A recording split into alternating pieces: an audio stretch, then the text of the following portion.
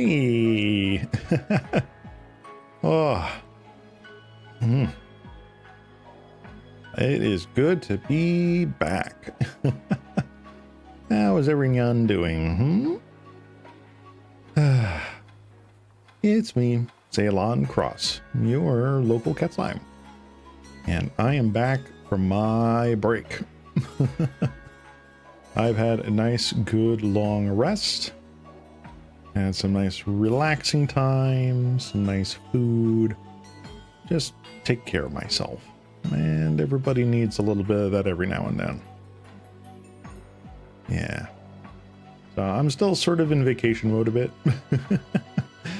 So today is going to be a low energy stream. I really wanted to do some battles on Magic Online, but haven't really looked at any of the pauper decks that I would have wanted to do while I was on my break.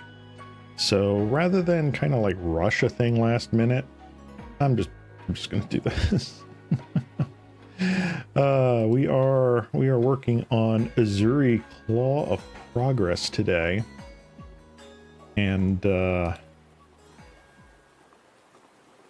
this is one of my older commanders. Ta-da!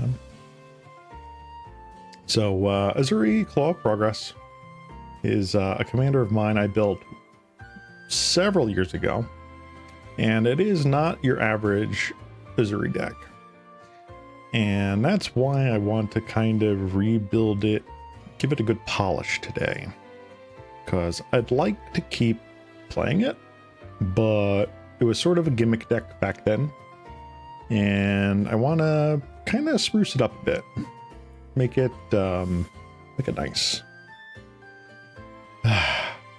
Yeah, I can definitely tell that I'm low energy today because I'm just barely focusing. So today is probably going to be a very meandering sort of Zatsudan stream style thing. A lot of talking, a lot of tangents. I'm not sure how much I'm actually going to get done on this today, but I gotta try. So unlike almost everybody else out there that does combo with this, or some sort of really overpowered thing, this is a sort of lower-ish power deck using a very strong commander. It is Ezuri Morphs. As you might have seen when I opened the stream here, we are looking at a whole bunch of morph cards, and morph does trigger Ezuri every single time. So Ezuri has, for those uninitiated, whenever a creature with power 2 or less enters the battlefield under my control, I get an experience counter. An experience counter stays in the command zone. It can't really be touched. So I can accumulate these over the entire game. At the beginning of combat on my turn, I put X +1/+1 counters on another target creature I control. So it doesn't go on Ezuri, it goes on something else, where X is the number of experience counters I have. So again, this just ramps and ramps and ramps until you're putting 9 power more on a creature every one of your turns. Pretty cool. Now, what can take advantage of that? Well, there are a lot of things that can take advantage of just absolutely nutter butters +1/+1 counters.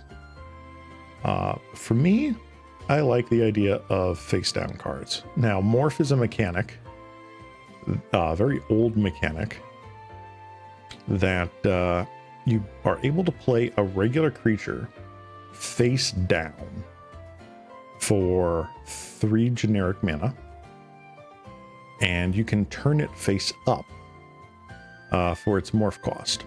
Now, there's been variants on this. There's Mega Morph, there's Manifest, recently there's Cloak and Disguise, but it's all basically the same. You play it face down, it becomes a 2/2 nameless, creatureless, abilityless creature, which, because it's 2/2, triggers Ezuri.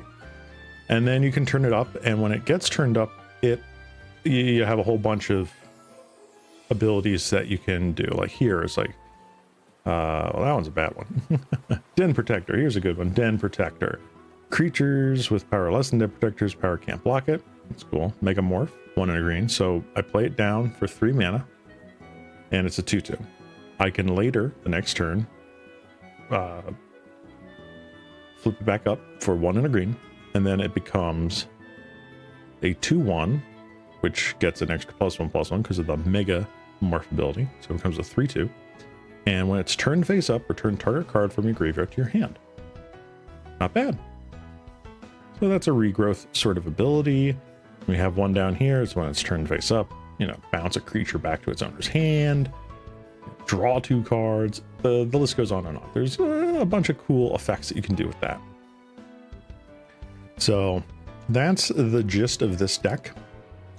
I think my main goals for this stream, if I can even get close to it, is 1, I want to determine what cards I want to put into the deck. What's the maybe board? What do I want to put on the side? We're going in here. And what cards are, what portions of the deck are really weak right now? I think I am weak on removal. I am weak on actual creature removal or tempo. Because blue-green is kind of difficult with that sometimes. And I'm also weak on artifact enchantment, so non-creature removal. So just the removal suite in general. Card draw, it's whatever, it could always be better. But I think the biggest deficit this deck has is the artifact enchantment hate and the creature hate. There are a few cards in here that work pretty freaking well for that kind of stuff. So Nantuku Vigilante, when it is turned face up, destroy target artifact or enchantment. That's really good. And I believe there's another one here. Enoch Survivalist, which again, when it's turned face up, destroy target artifact or enchantment an opponent controls. So if I turn it face up for whatever reason, it doesn't automatically hit one of mine. The other one I think is just, it has to hit. Yeah, destroy target artifact or enchantment. If mine's the only one on the battlefield, it has to die. But those are the 2 only morph destroy naturalize effects in the deck. And then there's a couple of other incidental things in here. It is a hodgepodge. This deck was last piloted many years ago. Crossing Grip, Sundering Vitae, Nature's Charm. That's about it. It's really not much else. So I've got a maybe board that I'm already starting on here, right? I did a cursory look through what's been printed with Disguise or Cloak. There's been some commander cards that have been printed with other things. What would be cool? Colorless creature support. Technically, the morph creatures, the face down creatures, are colorless. So this pumps colorless creatures whenever it casts a colorless spell, which a morph card is when it's cast face down. I gain 2 life. Maybe that's good. Maybe it's not. I don't really care about the creature pump because Ezuri is doing all the work for that, right? That's what this ability is for. There's a little bit of face down stuff from the Doctor Who, because that's how you're making Cybermen and stuff like that. That's kind of neat. It's technically a removal spell in blue. It doesn't destroy the creature, but it's now a vanilla 2/2. Whereas this can also just turn one of my face up morph cards face down again, and it doesn't care. I can always just turn it face up with its morph cost because it's just an innate ability on the card. Become anonymous, that sort of stuff. So yeah, there's a whole bunch of stuff I could do with this deck. Oh yeah, and the mana base. The mana base was very budget. Very, very, very budget. And there's been a few other green-blue lands that have been printed since then, so I would definitely love to throw that in here. I have Lumbering Falls, Blighted Woodlands in this deck. What was I thinking? Oh goodness. But yeah, that's kind of the gist of what I want to do today. I want to look for the new cards that I want to kind of set aside and put in the maybe pile. And then what can I put in for just removal, right? The other cool thing here, aside from just random Ezuri good things like Fathom Mage, I draw a card every time a +1/+1 counter is put on Fathom Mage. So like even if I put like 4 +1/+1 counters on Fathom Mage, that's draw 4. That's kind of crazy. So aside from even that, one of the other things I want to look for is things with split second. And I don't know how many there really are. 22 cards, huh? Okay, so the fun thing about split second is a really interesting keyword that they created in Time Spiral Block. Basically, as long as that spell is on the stack, players cannot cast spells or activate abilities that are not mana abilities. So you cannot cast a counter spell. You cannot activate an ability of like, I don't know, Glen Elendra or Archmage to pay 1 and sacrifice it to counter non-creature spell. Can't do that. But Morph is interesting in that it is a special action. It is not an activated ability. It is a special action. Therefore, it works under split second. Can actually respond to a split second spell with Morph. Now, the problem with that is that there's really no split second cards. That isn't even one of them. That's just funny. But it could be nice. So like I had Croson Grip in there. That's pretty neato. But there's really not many other ones that I could throw in here. Maybe like Wipe Away or Trick Bind. Sudden Substitution's another new one. Into Deep is another new one. So like that's new, that's new. That's new but not my color. That's new but not my color. Not new but not my color. New in my color, but I don't know how good it is. Untap target creature. Until end of turn, it gains hexproof reach, and whenever this creature becomes tapped, it deals damage equal to its power to up to 1 target creature. I mean, it's a protection spell for Ezuri, but do I care? I don't know. Like, I'm not looking for... Let's see, +5/+5 and gains Shroud. Again, I don't think that's what I'm looking to do. So yeah, that's like maybe there's a couple of these blue ones that I want to throw in here, but we'll see. Like I said, today's going to be a rambling stream. Just me kind of tangenting, looking at stuff, going ooh and ah.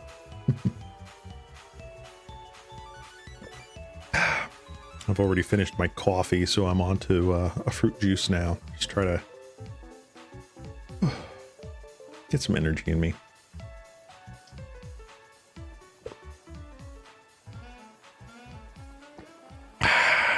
Stay hydrated, folks. Alrighty. So what do I want to start with here? Alright, maybe I should start with what I have set aside. So I've set aside stuff like Become Anonymous.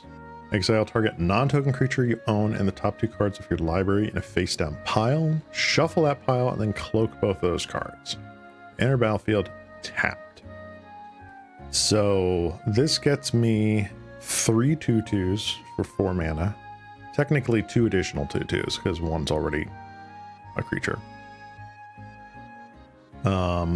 And they are 2/2s with Ward 2. So one of the big differences here with Cloak and Disguise is that they have Ward 2.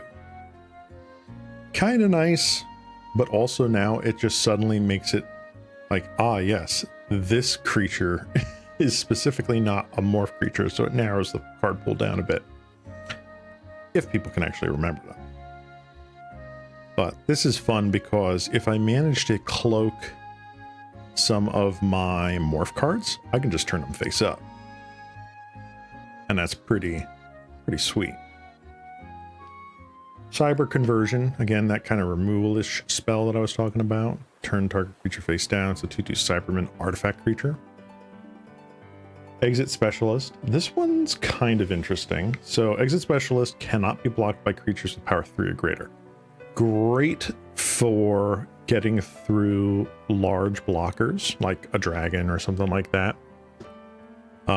And what's great is that it's power 3 or greater, so like I can just load this up with +1/+1 counters, and suddenly like, ooh, they have to chump with a token, which is, you know, whatever.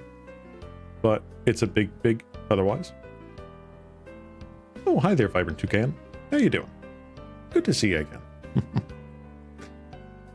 I'm working on my Ezuri deck here, which is a Ezuri Claw Progress EDH deck, which focuses on morph rather than anything else. So it's a bit clunky, but I'm just kind of going through and updating it. It's an old deck. So just kind of going through cards that I kind of had my eye on in the maybe board. We'll see how it goes.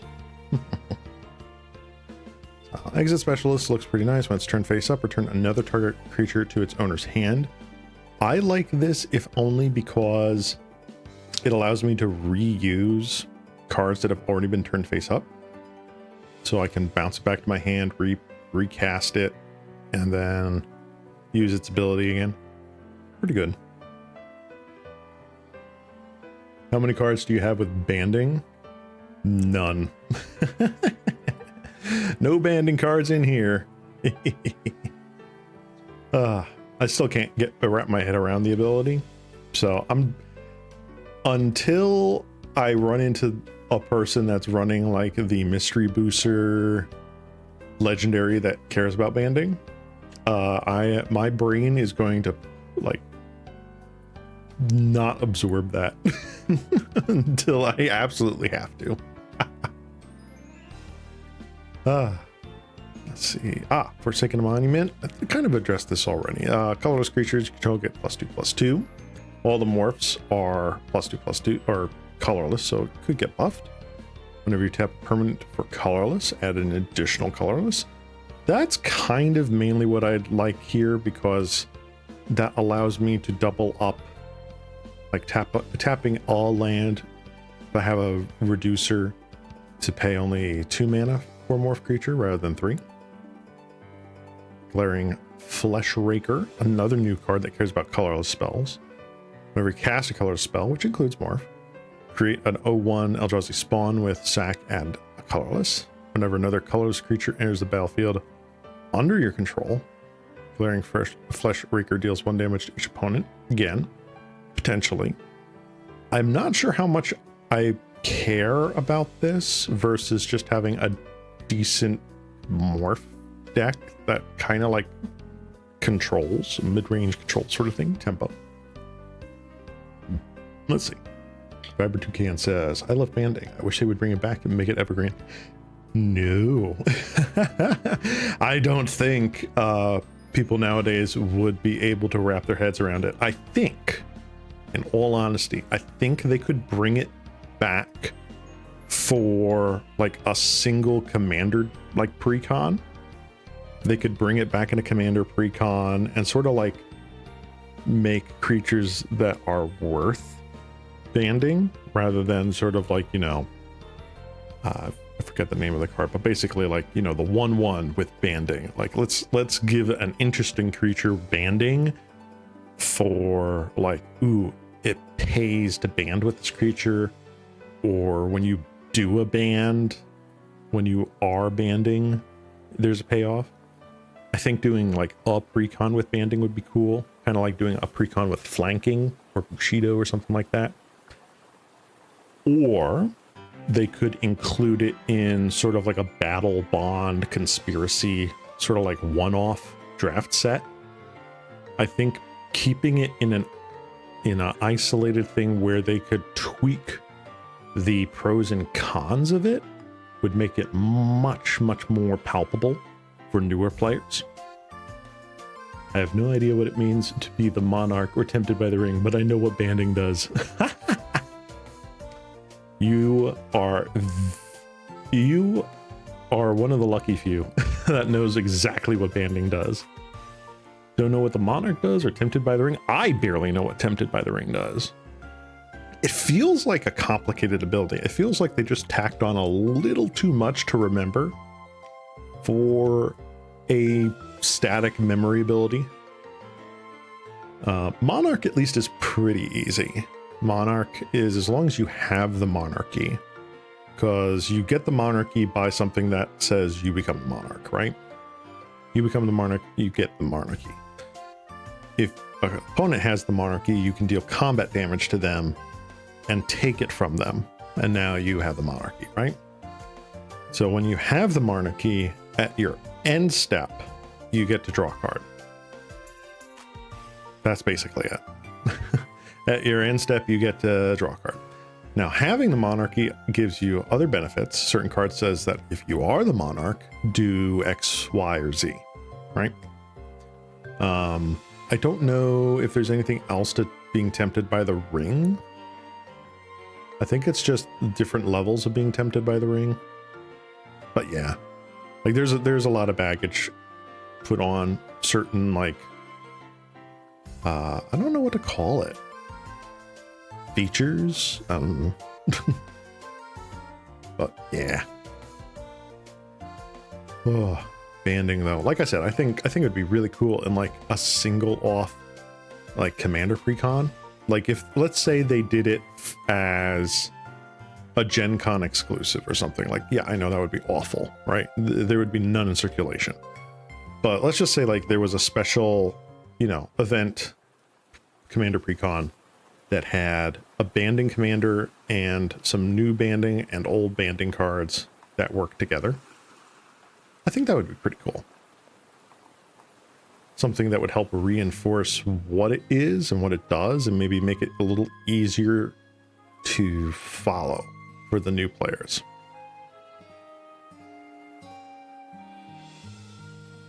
All right. Where was I? Ah, yes. Going over some of these cards here. So this is more of my maybe board. We have Hide in Plain Sight. Look at the top 5 cards, cloak 2 of them, put the rest on the bottom in a random order. So it's kind of card draw and kind of get creatures. The downside is that if I have something that I want to cast rather than something that I can morph, it kind of sucks. But I'm running an amount of bounce in my deck, so maybe that's okay. I don't know. Illithid Harvester. So this is one of those interesting Baldur's Gate ones. Let's see. Let me click on this. Let's get any card info. Okay. Plant tadpoles. X blue blue. Tap X target creatures they don't untap during their control's next untap steps. Goes on adventure, and then here it is. When the harvester enters, turn any number of target tapped non-token creatures face down. They're 2/2 horrors. So this works with my creatures, and it also works as kind of removing, without actually removing, problematic creatures my opponent's control, because my 2/2s are going to be bigger than theirs, essentially, eventually. So that's a possibility. Let's see here. Next one. Kadina's Silencer. When it's turned face up, counter all abilities your opponents control. So that's kind of cool. So like, I know I was playing against someone that bought the new, was it Mrs. Bumbleflower precon from Bloomborough this past weekend? And their deck had a ton of triggers every so often. So like when they cast their first or second spell, there's a lot of triggers there. It would be neat to just counter that, all of those on the stack, because they all trigger at once and then you just have to resolve them one at a time, and that can really pile up. So that would be neat, but I want to be able to reuse that over and over and over again. Let's see. That's the trick with the morph deck, right? is being able to turn them face down, and the long way of doing that is bounce the creature, recast it, and then put back in the mana. But that's why a couple of these cards are on the list here. So like Nature's Will, whenever one or more creatures you control deal combat damage to a player, tap all lands they control, but more importantly, untap all lands you control. That's something I would really like. Seedborn Muse, this almost requires no introduction. Untap all permanents I control during each other player's tap step. Pretty nice. And Wilderness Reclamation, getting my end step. Untap all lands I control. Not quite as powerful as like the each turn of Seedborn Muse, but being able to use more than one morph ability or do more than one or two actions in my own turn makes this pretty nice. Speaking of more actions, Panoptic Projector. Let's see. Next face down creature spell you cast this turn costs 3 less. So automatically, that's incredible. If turning a face down permanent face up causes a triggered ability of a permanent you control to trigger, the ability triggers an additional time. I think this is an auto include, but I'm not entirely sure where. This was something I was looking at, not necessarily because it works with the morph cost, but because this just feels like a really nice draw spell, dig spell. Look at the top 4 cards of your library. You may put a land card from among them onto the battlefield tapped. If you don't, put a card from among them into your hand and the rest on the bottom in a random order. So like this is almost just better impulse. You're looking at the top 4 cards, and if you put a land from them into the battle, you can dig 4, put a land in a play, which is pretty neat at instant speed, or just dig 4, put 1 in your hand. The versatility of that is really nice. Let's see, where else? Primordial Mist. Beginning of your end step, you may manifest the top card of your library. So goes on the battlefield face down as a 2/2, and I can turn it up face time for its mana cost if it's a creature card. Or if it has morph cost, I can turn it up for its morph cost. Ideally though, like you can turn it face up for its mana cost if it costs less. So notably, what does that really work with? I want to say like Chrome Shell Crab. Void Mage Apprentice. So instead of for 4 mana morphing it, you can pay just 2 mana to turn it up. That's kind of nuts. What other kind of cards really benefit from that?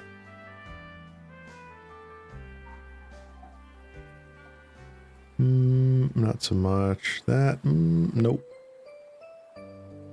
This one, the Spell Snatcher benefits from it. Ice Feather Haven benefits from it. Ooh, technically Hooded Hydra benefits from that too. So yeah, I feel like Primordial Mist really helps with that. And then it says, exile face down permanent you control. Face up. You may play that card this turn. So if you accidentally manifest a non-creature, yeah, you can still play it. I think that's really cool. Print Lifter Ooze. 1 in a green for 2/2 ooze with Death Touch.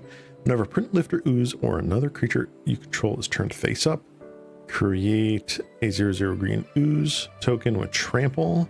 Token enters the battlefield with X+1/+1 counters on it, where X is the number of other creatures you control. It's neat. It gives me extra tokens. I'm not sure if this actually synergizes with what I want to do. Let's see here. New card idea. A mono artifact with, if you have been tempted by the ring and entered a dungeon this turn, you may give target creature banding until end turn. If it has horsemanship, give it ingest. And also each player must offer the top of their deck as ante. You had me up until ante. Oh my god. I could see that in like the next unset though, Toucan. I think that I would see in the next unset as like old fogies, like little brother. That's hilarious. I love it. Let's see here. Ugin's Mastery. Whenever you cast a colorless creature spell, manifest the top card of your library. So this kind of just chains, right? So you get to play a morph, and then you get unmanifest in addition to it. That's just good mana value. Whenever you attack with creatures with total power 6 or greater, again, not impossible for this deck, you may turn a face down creature you control face up. So that is sort of like a cheaty face kind of card. Like that works with like Sagu Mauler or whatever to suddenly like make a big. I'm not entirely sure where who would really benefit from something like that? Night Hermit? I don't know. It's still, I think, just for like the first ability, still very powerful. Let's see. Why does X always have to be different? Can't it just be 5 or something? That would that would make things way simpler. I mean. So if all your creatures have 6 attack combined, yes. So if you attack with creatures with total power 6, so if you attack with 3 2/2s, if you attack with 6 1/1s, or a single 8/8, that's at least 6 power. So that's what you could do. You can turn a face down creature face up, and if you don't, I mean, that's cool. Don't have to. Actually, let me check the rulings on this. It doesn't cause any. Okay, yep. Don't have names. Can't. That creature have morph. Yep.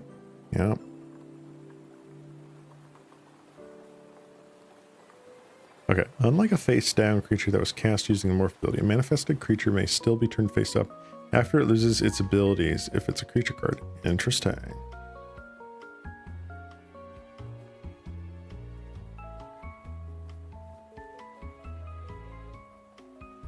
I'm trying to see if like double face card is manifest.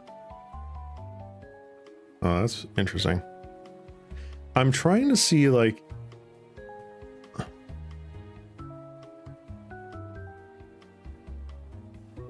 so like normally you cannot turn up a manifested card if it's like a forest, right? If it's a forest that has been manifested, you can't suddenly pay 0 and flip it over and now you have a land. I'm wondering if this gets around it because it just turns it face up. I don't know. Let's see. I'll have to ask about that in like a little judge's Discord or something. Wow. Ooh, let me take a quick drink here.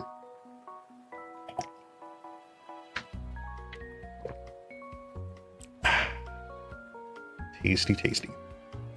All right. What's the next one here? Vanifar, Evolved Enigma. 4 mana, 3/4. At the beginning of combat on your turn, choose 1, cloak a card from your hand, put it on the battlefield face down as a 2/2 with ward 2. Or put a +1/+1 on each colorless creature you control. So this is sort of like a helping go wide. So this is like, instead of Ezuri focusing all the experience counters on one dude, it goes wide on all of them, or gives you another cloak. I think it's just good enough as a value, because again, it saves me mana from having to put a 2/2 for 3 into play.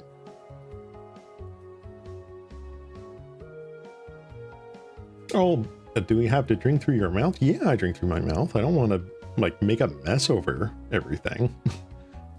I mean, I theoretically could osmosis up a drink, but I mean, that would just make a mess all around me, which I would then have to just clean up anyway, right?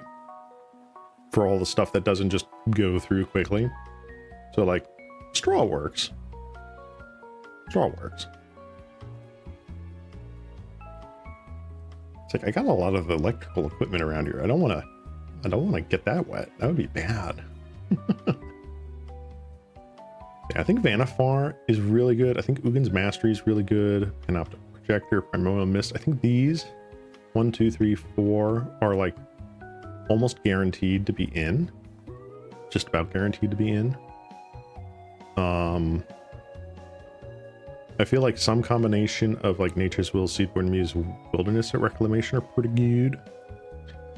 And then here's this last one. This one is funny. This one is funny, all right? Whenever another non-token creature you control dies, you may return it to the battlefield face down under its owner's control as a forest land. So it's no longer a creature, but it's a forest land. Cool story, bro. You can still morph it because it's face down. So if it is a morph creature that died, which it is more than likely it's going to be one of these tutors. Yeah, it can just come back as a forest every single time. So I feel like Eudora is also just really cool. I'm going to double check that, right? The face down card has no name or colors. Its only type is land, subtype is forest, and its only ability is tap, add green. The face down card has morph. You can pay its morph cost to turn it face up. There you go, ladies and gentlemen. That's what we were looking for. Exactly. So I can just get it back as a quote unquote totally a forest dude, and later be like, haha, surprise, it's actually Dryad art. Those who get that joke, good for you. Nope, when it's turned face up, it is no longer a forest. But that means now I have like surprised will bendered something. So honestly, let's see here. I definitely, can I do this? I don't think I don't want to mess with the color tags just yet. All right, cyber conversion's kind of interesting. I don't think Forsaken Monument is where I want to go, so I'm going to take that out. Clearing Flesh Raker. Again, I don't think that's where I want to go. Hiding in Plain Sight. I'll keep that there for now. I'm not 100% sold on it. Illithid Harvester, that's pretty cool. I mean, just the ability to turn a lot of cards face down, either mine or someone else's, pretty decent. And note, because it's just they're turned face down, they're 2/2 horrors, I don't think it otherwise can be turned face up unless they specifically have morph, megamorph, or whatever.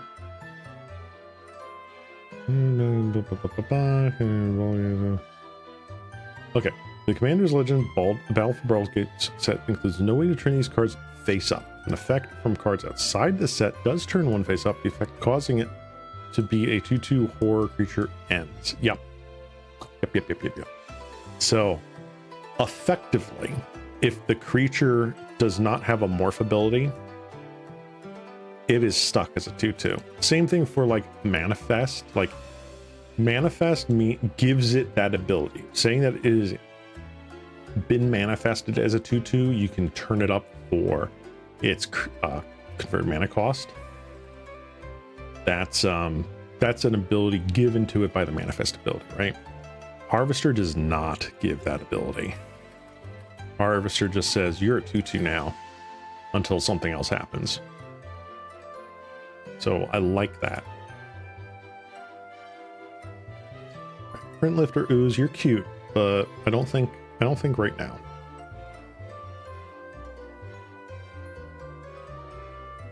Now target non-token creature you own the top 2 cards of your library face down.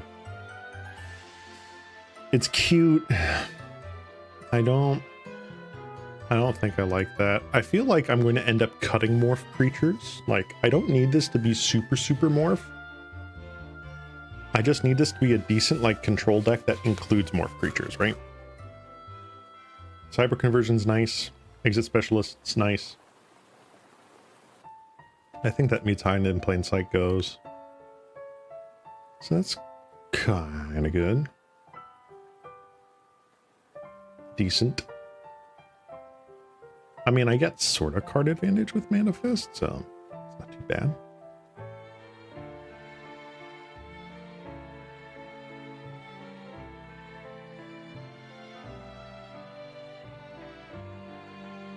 Wow, wait, what? This card is worth how much now? Why? Untap target effect creature. What? What did I miss?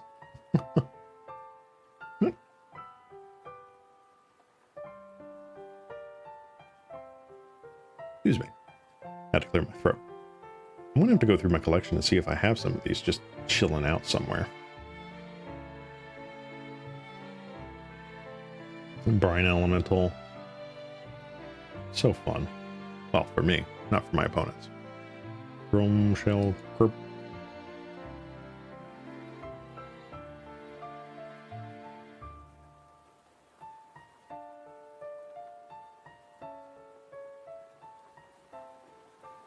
World Trickster. Turn face up, you may tap or untap target permanent. I don't need a twiddle effect. Oh, that's right. This got updated from a lizard beast to dinosaur beast.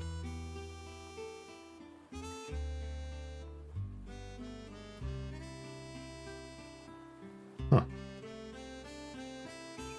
I remember when that card was like so good in standard. Same with Dem Protector. Now the mighty have fallen.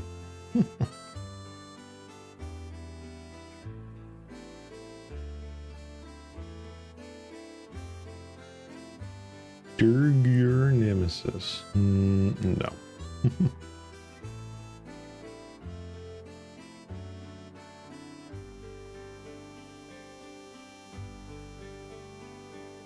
Pulsate Sirens is nice. It can force utility creatures to attack. Echo Tracer. I think I already have Echo Tracer in here, right?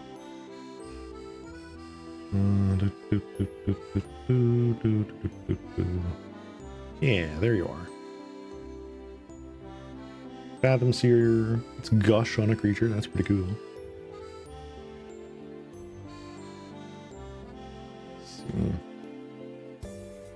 Hooded Hydra is hilarious with Ezuri. So Hooded Hydra has enters the battlefield with X+1/+1 counters on it. When it dies, create a 1/1 green snake for each +1/+1 counter on it. But if you morph it and turn it face up, it gets 5 +1/+1 counters. So like you can just cast this as a morph or whatever, and then turn it face up in response to like a Doomblade or whatever, and then suddenly get a ton more snakes. It's fun. Let's see. Looking meta morph. Technically not morph. Also technically not morph. Also not morph. What are you doing?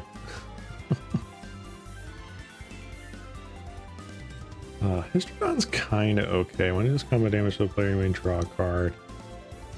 Yeah. Crows and Cloudscape. Oh my god, they actually did reprint that. Holy moly.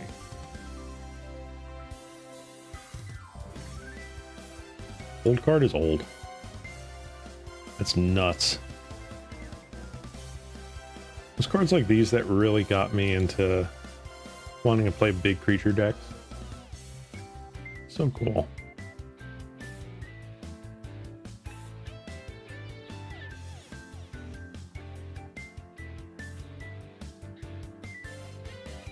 Mistform. Nope, nope.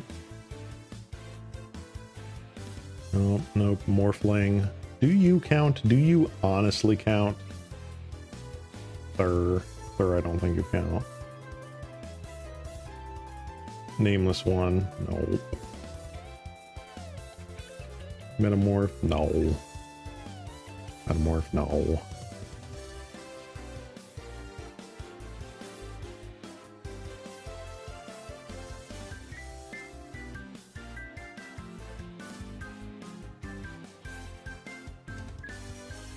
Player discards a card. Again,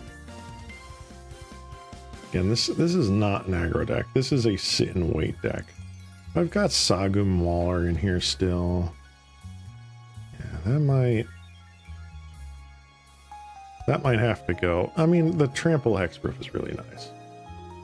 Ah, hey Serby, good to see you. Ezuri Claw of Progress, yes. Oh, keyword morph, not O morph. Ah, okay. Doop doop doop. Keyword morph. Better.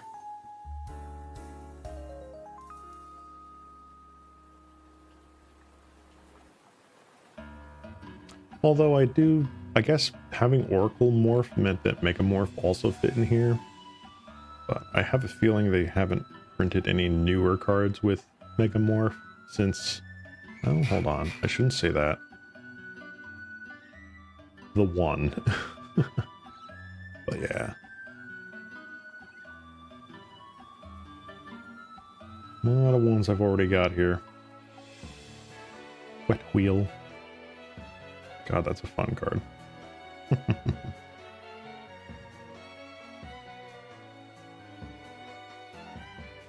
Yeah. Keyword Megamorph, keyword disguise. Yeah, I gotcha. Thanks for the tip. But yeah, so this is just for like a little recap for those just joining in. This is an old deck of mine. This has been sitting on a shelf for several years now. And this came from, I think I told this story once before. What is it? A friend of mine from an old play group used to just run Ezuri Claw Progress. Like, they bought the pre-con and then just upgraded it with a bunch of draft rares and such from what they would draft. And they drafted a lot, so they got quite a bit to throw in there. But it just... And this is not knocking them. It was a good stuff pile. And it was a fun good stuff pile. But they got a little dejected after a while, thinking like, oh, this is my only EDH deck, yada yada. Like, you know, it's not as fun as other people doing it. And we were like, you know what? Let's all make Ezuri decks. And then like the next week or 2 weeks later, we brought in all of our Ezuri decks to battle with his. And we just had a whole bunch of fun. Each of us went a different direction. So like I went with the Morph because I saw the 2/2s work really well with Ezuri's ability. Another one went with like combo elves, elf ball. So like it was just a whole bunch of fun to try and lift the spirits. And so I kept it around because I was just like, you know what, this is kind of nice. There's been a meme since I started playing Magic that any face down creature is just automatically Willbender. And so I took that to the logical extreme, where it's just literally all Willbenders. So yeah. I am running the Pickles combo in here, the Brine Elemental Vesuvian Shapeshifter combo, but it's really just kind of close things out. I'm under no illusion that I'm going to be able to like power that out, turbo it out, and just stacks people to death. That's just to kind of close the game a bit. But yeah, the big thing I'm doing today, Serby, again just to catch up to speed, is there are 2 areas I want to work on today within all the tangents that I say. One is to kind of whittle down the maybe board from just like, ooh, this deals with face down creatures or colorless creatures, to, ooh, I think this is definitely going to make it into the 2.0 build of this deck. I still want it to be morph focused, but I want to make it more like blue-green control / tempo. I think a tempo style build with this works really well because morph just requires a lot of mana input, especially when you want to recycle those morph abilities. And 2, I want to look for non-creature removal. Just upgrade the removal suite because I have basically nothing. I have some morph ability costs, then I have things like Sundering Vitae, Reality Shift, Nature's Claim, Crows and Grip. And the only powerhouse I have here is a Cyclonic Rift. Again, this was built not too far after Modern Masters 3 came out. So like I opened a Cyclonic Rift and threw it in there. Keyword manifest. Yeah, that's where I ended up getting Primordial Mist and Ugin's Mastery. This one's really fun. Like, if I cast a face down creature, I get a second face down creature for free. Even if it's something that I can't turn face up right away, like it's just somewhat card advantage. And I do run repeated means of bouncing stuff back to my hand. So in the jank, I've got Equilibrium. It's a 3-mana enchantment. Whenever I cast a creature spell, I can pay 1. Basically, my creature spells have 1 kicker, and if I pay the kicker, I return target creature to its owner's hand. So yes, this can target my opponent's creatures, but I can also just reuse my unmorphed creatures. And Sunken Hope. At the beginning of each player's upkeep, that player returns a creature they control to their owner's hand. Again, helps me rebuy those morph things. And also, manifest cards that are manifested instant or sorcery that I can't turn face up goes back to my hand. Now, granted, I have to reveal it when it goes back to my hand, because that's just the rules of face down cards, I think. But, whatever. I actually played a game with this this past weekend, and I managed to get out Obscuring Aether, which reduced the cost of my face down creature spells, and Dream Chisel out. So I was casting like 4 creatures a turn for just a single mana each. It was kind of nuts. And then I got Raffle Stomped, but like, whatever. Like there's only a few like good removal morph creatures in just blue-green. You really have to go into, let me do this. Yeah, once you get into black, yeah, Bane of the Living, Cabal Executioner. Yeah, it's really when you start adding black, well, not that you can actually start like destroying creatures or like doing something pretty decent with removal. But I don't want to make this a Sultai deck. I've already got a Sultai deck, which I'm also reworking. I've been in a process of rebuilding that for over a year now. But I want it to just be green-blue.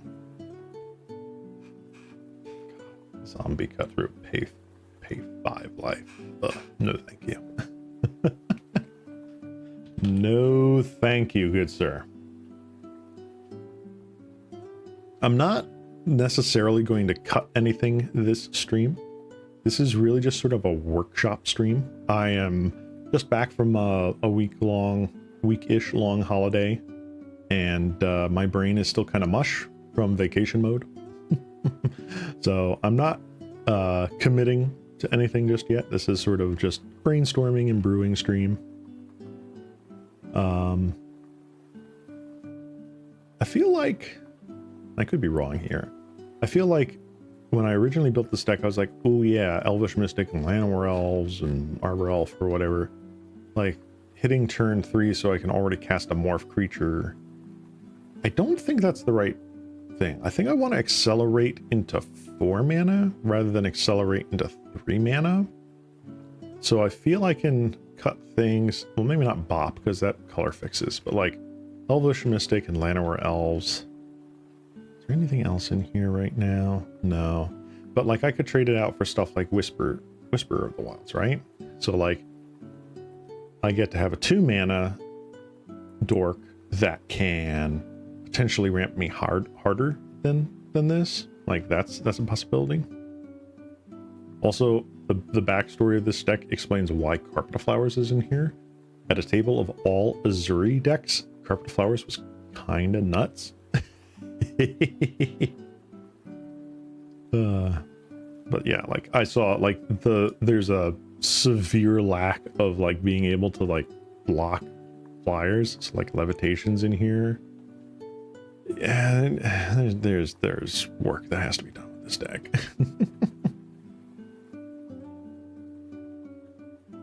Surprisingly, Backslide, been a really sweet card. I guess not really surprisingly, but just like really cool.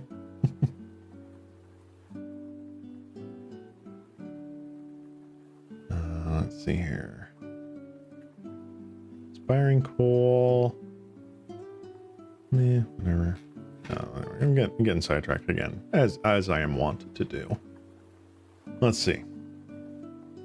Let's just take a look at what few morph decks there are for Ezuri here on EDH Rec, right? And see if I'm missing any sort of like really stand out cards that just make a lot of sense. Banafar I have in my maybe list. Branch of Vitu-Ghazi. I'm not looking for another morph land. I've already got Zoetic Cavern, which I'm thinking of cutting just for another colored land, you know, a fixer land. So I don't think that's where I want that to be. Let's see. Yeah, Ugin's Mastery, definitely want that. People are playing Hide in Plain Sight again. I'm not so sure of that. Ooh, here's one. Scroll of Fate. So this is another page that I was working on, Split Second, because Morph actually works under a Split Second card. So if I cast Crozen Grip, or someone tries to like Crozen Grip, or like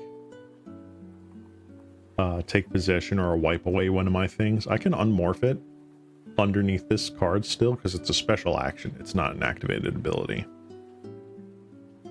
But there's really just not a lot of split second cards. So, all right, what did I want? I wanted Scroll of Fate. Scroll of Fate. Manifest a card from your hand. It's just 3 mana and tap. I see what they did there. Put that card on the battlefield face down as a 2/2, turn it face up anytime for its mana cost. I feel like this is just for turn cheat a morph creature into play. Which, you know, I'm not exactly against. Yeah, morph is weird rules wise. It's a special action. So you can, it's like a land drop. You can't respond to the land drop. You can't respond to the turning it face up. You can respond to the ability that goes on the stack though. But what's funny is that the ability still goes on the stack even with Split Second.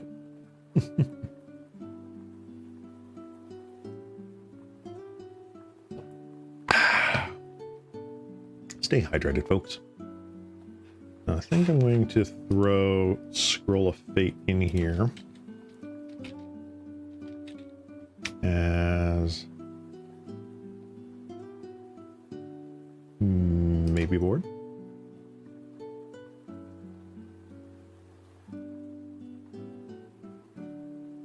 So far, I'm playing a lot of cards that are on here. Oh, Marthas Ghostfire Initiate.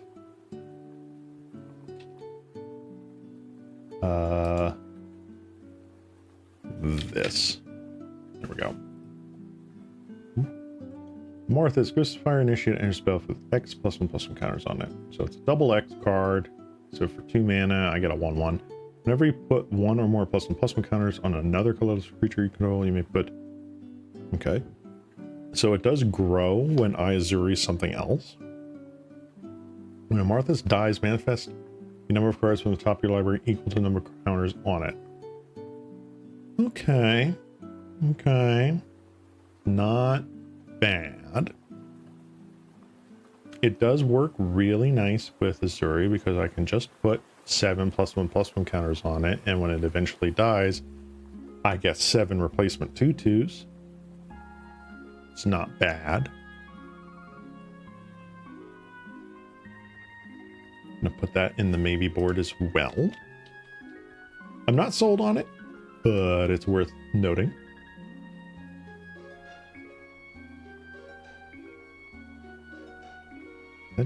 Is that foil only? That is foil only. This is non-foil? Ooh, okay. Maybe board. Yeah. All right, what else do we have here? Yadona, that's in the maybe board. Prime Lifter Ooze, I looked at it, not impressed. Experiment 12, not impressed. Spearwood Elemental, I think it's already in here. Yep, there you are. The Bleb, that's in there. Whenever a creature is turned face up, you may draw a card. I mean, yeah, but like, Ixidor's in there, again, to kind of get around, like, the really expensive morph costs. So, like, paying 3 to turn 1,000 Winds up is better than 7. So, yeah, I'll take that. Beast Whisperer, another card draw. That's fine, that's fine. Tunnel Tipster. At the beginning of your end step, if a face-down creature entered the battlefield under your control this turn, put a +1/+1 on the Tipster. I mean, it's not bad. It doesn't give me anything more for it, but it's not bad. Riptide. And transfer to sacrifice if you do gain control target creature, blah blah blah blah. Okay, whatever. I think that's assuming I get around to it. Master of the Veil. Do I have Master of the Veil in here? I do not. But not sure if that's really what I want to do. Oh. New artwork for it. Okay, that's cool.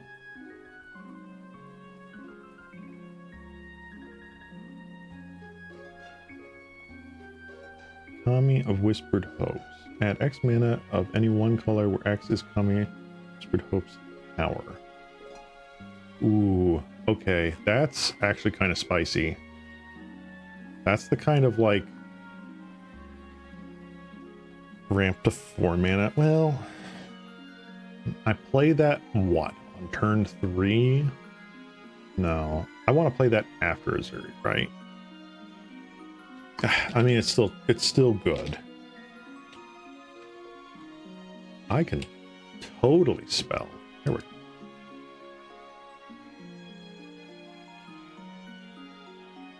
Ooh, doing a fancy card. Maybe board. Right, clear. Green Belt Radical, Disguise. Also like you're getting trampled on the turn. I mean, it's fine. Fathom Mage, that's one of the ones. Fathom Mage. Keep. Why are you still here? Get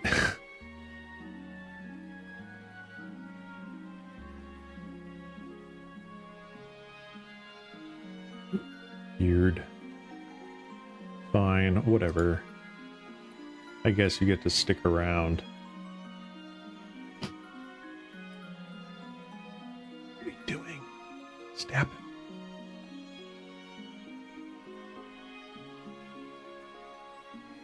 Soccer Tri-Belter? Why? Yep, that's there. Flourishing Balloonkin. No, Fire Sage, that's in there. Let's go. Crystal Caskeeper. Keep blocked. I mean, it's just a good beat stick. Reality Shift, Beast Within, Growth Spiral, Psych Rift, Heroic Intervention. Arachnogenesis, Rapid Hybrid. Let's see.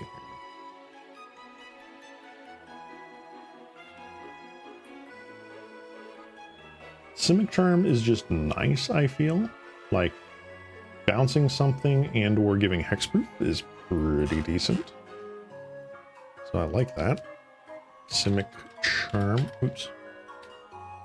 Do it through the actual card search.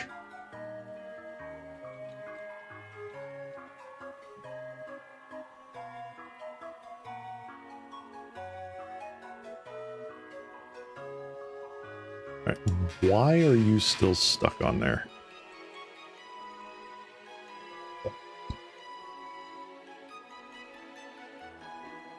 That's maybe bored. Yeah, why? Why? Alright, whatever. 8, Mystic Reflection. Ooh, okay. Choose target non-legendary creature. Next time one or more creature enters a copy of the chosen creature.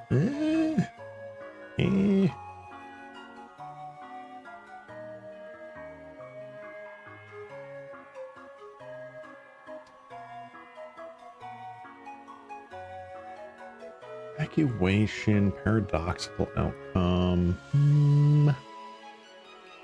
Oh, what is this? Incubation. Oh my god, please. Just, I want to be able to read the card. What is this? Look at the top 5 cards of your library. You may reveal a creature card from it, put them in your hand, the rest of them on the bottom. Oh, that's fine. So target creature. Height. Familiar's Roost. Counter target spell as an additional cost for turn creature control to its owner's hand. Not terrible. Especially because I want to bounce things. Again, this is just giving me ideas. I'm not going to base the deck off of this. Cultivate, Rampant Growth, Nature's Lore, Dama's Reach. Rampant Growth. I am running Rampant Growth. I am not running Nature's Lore. Or 3 Visit Farseek. So yeah, I could load up on the 2 drop duders here. Like Urban Evolution, but at the same point, like, feels pretty expensive. Overrun. I mean, Overrun's fine. What is this? Flood of Tears. Return all non-land permanents to their owner's hands. You may if you return 4 or more non-token permanents you control this way, you may put a permanent card from your hand on the battlefield. Ooh. Spicy.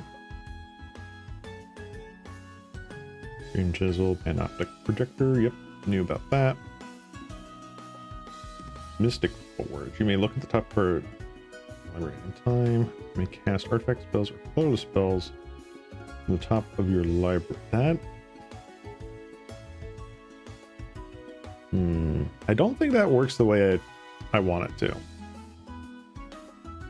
Strionic Resonator, on the other hand, totally does what I want it to do. Why? Because I can just copy the when it's turn face up abilities. So that goes into the pile.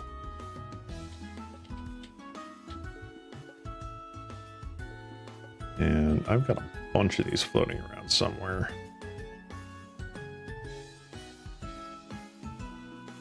Nice.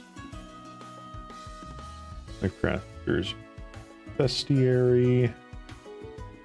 Cloud Key. Maybe.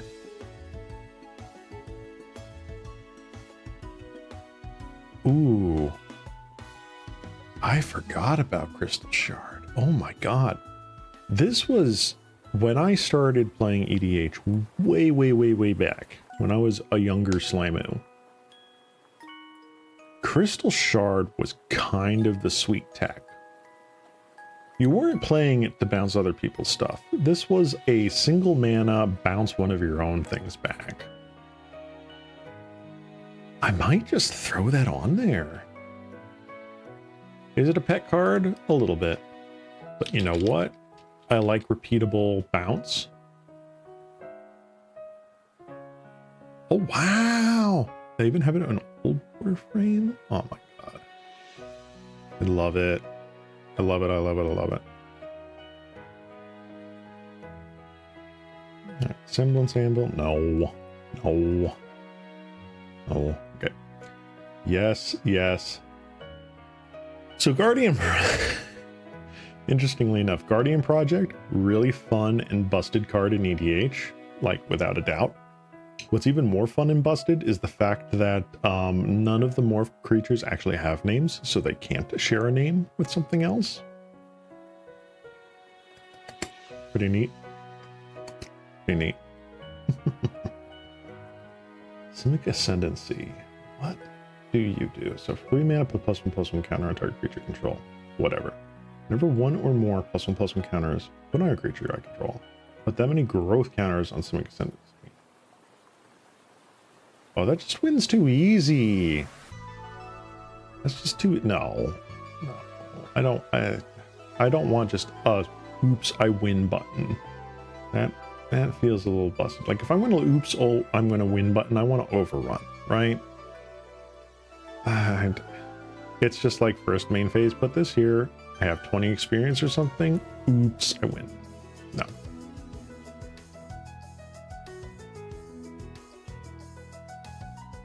No. I did have Cloudform in this deck for a while, but whatever. Equilibrium, yep, I have that. I might actually remove Hardened Scales because it really doesn't feel like it's necessary. I already do so much with Ezuri. I feel like Hardened Scales gets cut.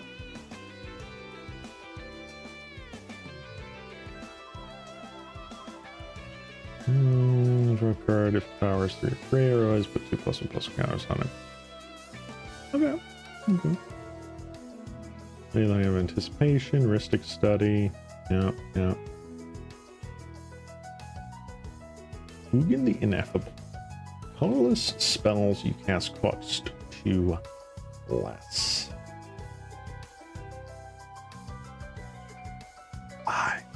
This guy looks really cool. I like that. I like that. I like that. I know that works with who's a what's its. What? Hold on. What are you? Oh, was this from the secret lair? This was from like the all will be one secret lair? Where like, ooh, what if he got Phyrexianized? Oh, that's pretty sweet. Right, well, for now, no, that's not what I want. That's promo, that's Japanese promo. There's just the regular one.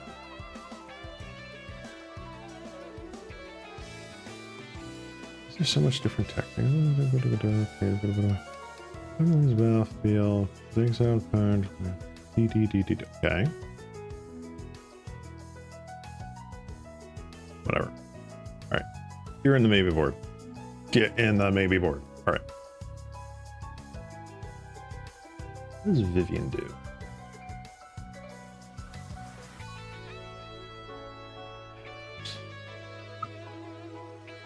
Vivian, may cast creature spells as though they had flash.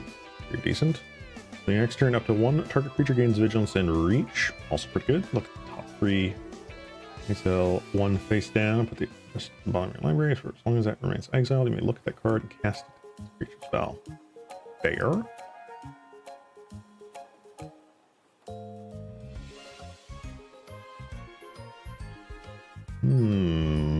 Proliferate. I don't think I need to proliferate this deck. I mean, yeah, experience counters, right? But I think that's just more good stuff. Does morph count as a cast? When you are playing the creature as for 3 generic mana as a 2/2 face down, yes, that counts as a cast. When it is already on the battlefield and you are turning it face up for its morph cost, no. But being able to cast it as a face down 2/2, that is a cast. So Ugin the Ineffable will make your face down 2/2 creature cost only 1 mana. just by itself. So yeah, I think that's what you're asking, right? If not, let me know, Siri. It's just really fun. So Vivian gives them all flash. Yes. Yep. Vivian will give them all flash. Leyline of Anticipation gives them all flash. Vidalcan Ori gives them all flash. So there's an amount to be had there. I feel like if I wanted the flash ability, I wouldn't go with Vivian per se. I think I would go with Leyline or Vidalcan Ori. Probably Leyline over Vidalcan, because there's not as much enchantment. Hey, I feel like there's not as much targeted enchantment hate as there is targeted artifact hate. But planeswalkers are just so vulnerable. So, I don't know. That's just me. See here, Arcane Signet. Yeah. What in God's name is this? Why? Why would you? Why? No. Don't put that there. I know it's a thought vessel, but like, just use the default, please. All right. Talisman, probably. Arcane Signet, probably. Arcane Signet. You're going in the maybe board. I mean, it's definitely going to happen. Look at all this. Look at all this stuff. All this jank.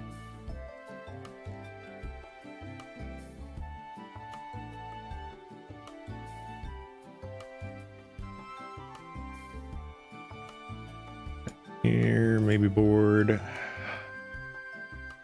Talisman of Curiosity. Right.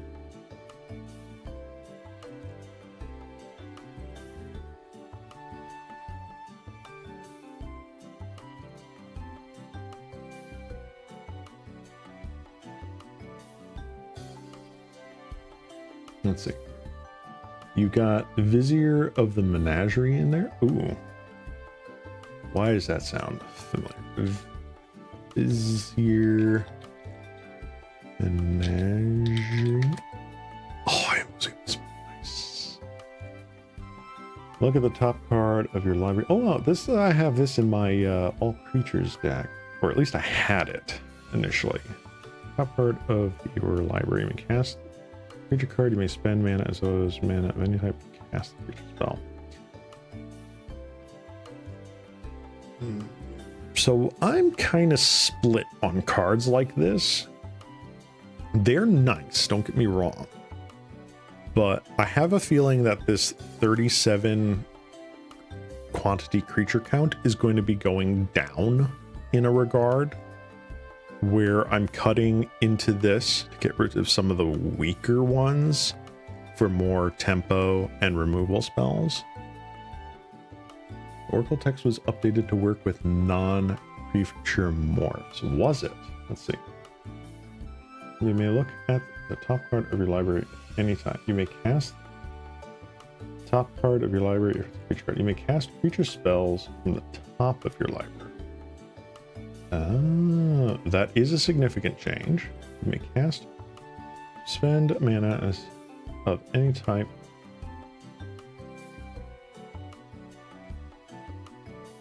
Ooh, that's an interesting change. When did they make that update?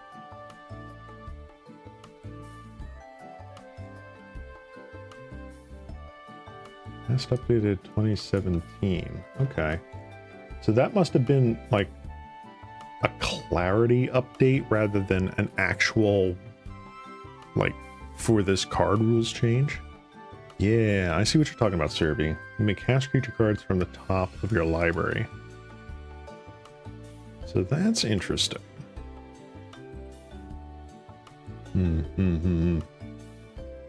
Again, so I like it. It now makes it feel like I want to throw this back into my like creature build deck, which is like 50 creatures. 50 creatures, 37 lands, go. But I don't know if it's right for this deck. Like the morph is in here more as a means to the end rather than the end. So originally this is built as a morph creature, just put all the morph creatures in the play deck, right? I want to make it a little bit better at tempoing and controlling. So while there is going to be cards that increase the morph synergies, like untapping lands and whatnot, I'm not going to put all my eggs in one basket. I also want to be able to like control a little bit with like things like evacuation, right? Evacuation allows me to bounce everyone's board but my own, and I still kind of benefit from it. Let's see here.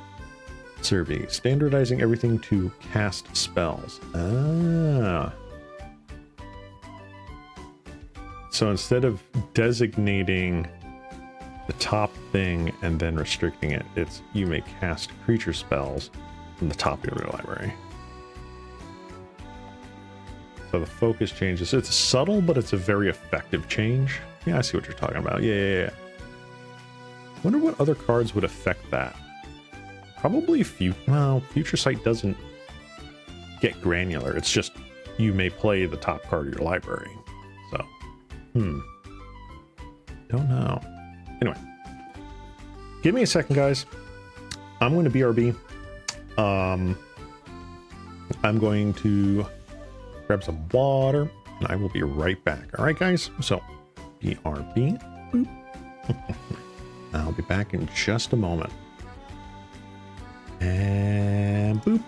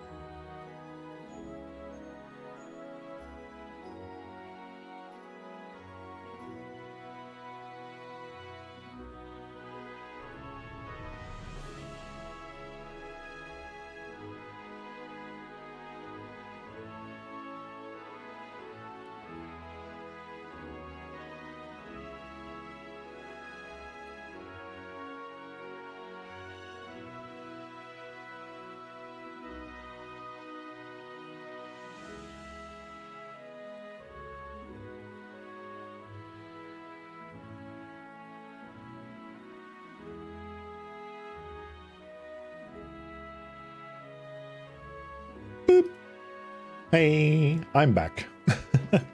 I got my water. I am refreshed-ish. And we can get rid of this. Boop.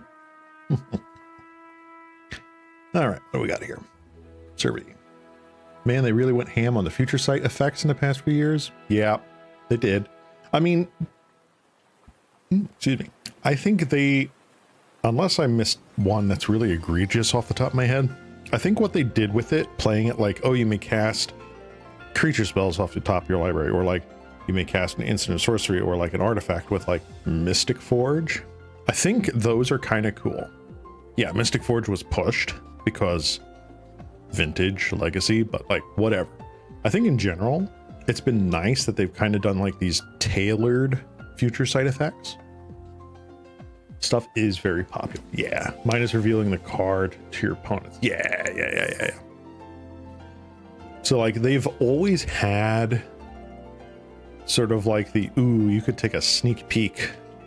What was it? Dwar Isle. I think it was like Sphinx of Dwar Isle. Yeah. So this give an idea of when I started playing. This was like in the first couple of years of me playing. This was a huge card in Standard at the time. A 6 mana 5/5 Flying Shroud with effectively no abilities. This was the shit. You may look at the top card of your library at any time. That was huge. This was like, I don't know, $5 rare or whatever. Like it was pretty important, right? So like that effect, if they thought that was pretty strong, being able to now actually cast that card or whatever off the top of your library, people like that. That's just a fun, make the dopamine go crazy. Yeah, Oracle of Moldiah was the ramp card for so long. It was, still is to an extent, like the expensive card from Zendikar for Commander. So like, yeah, when it first came out, it was pretty darn good, especially in the sort of ramp decks that were happening with Zendikar, Valakut, like primetime Valakut Standard, Wanted Oracle, and all that stuff. And when it rotated out, it was only like a $2, $3 card, I think. I could be wrong on that, but I feel like that's kind of where it went down to. But it kind of jumped back up when Commander became officially recognized as a WotC supported format.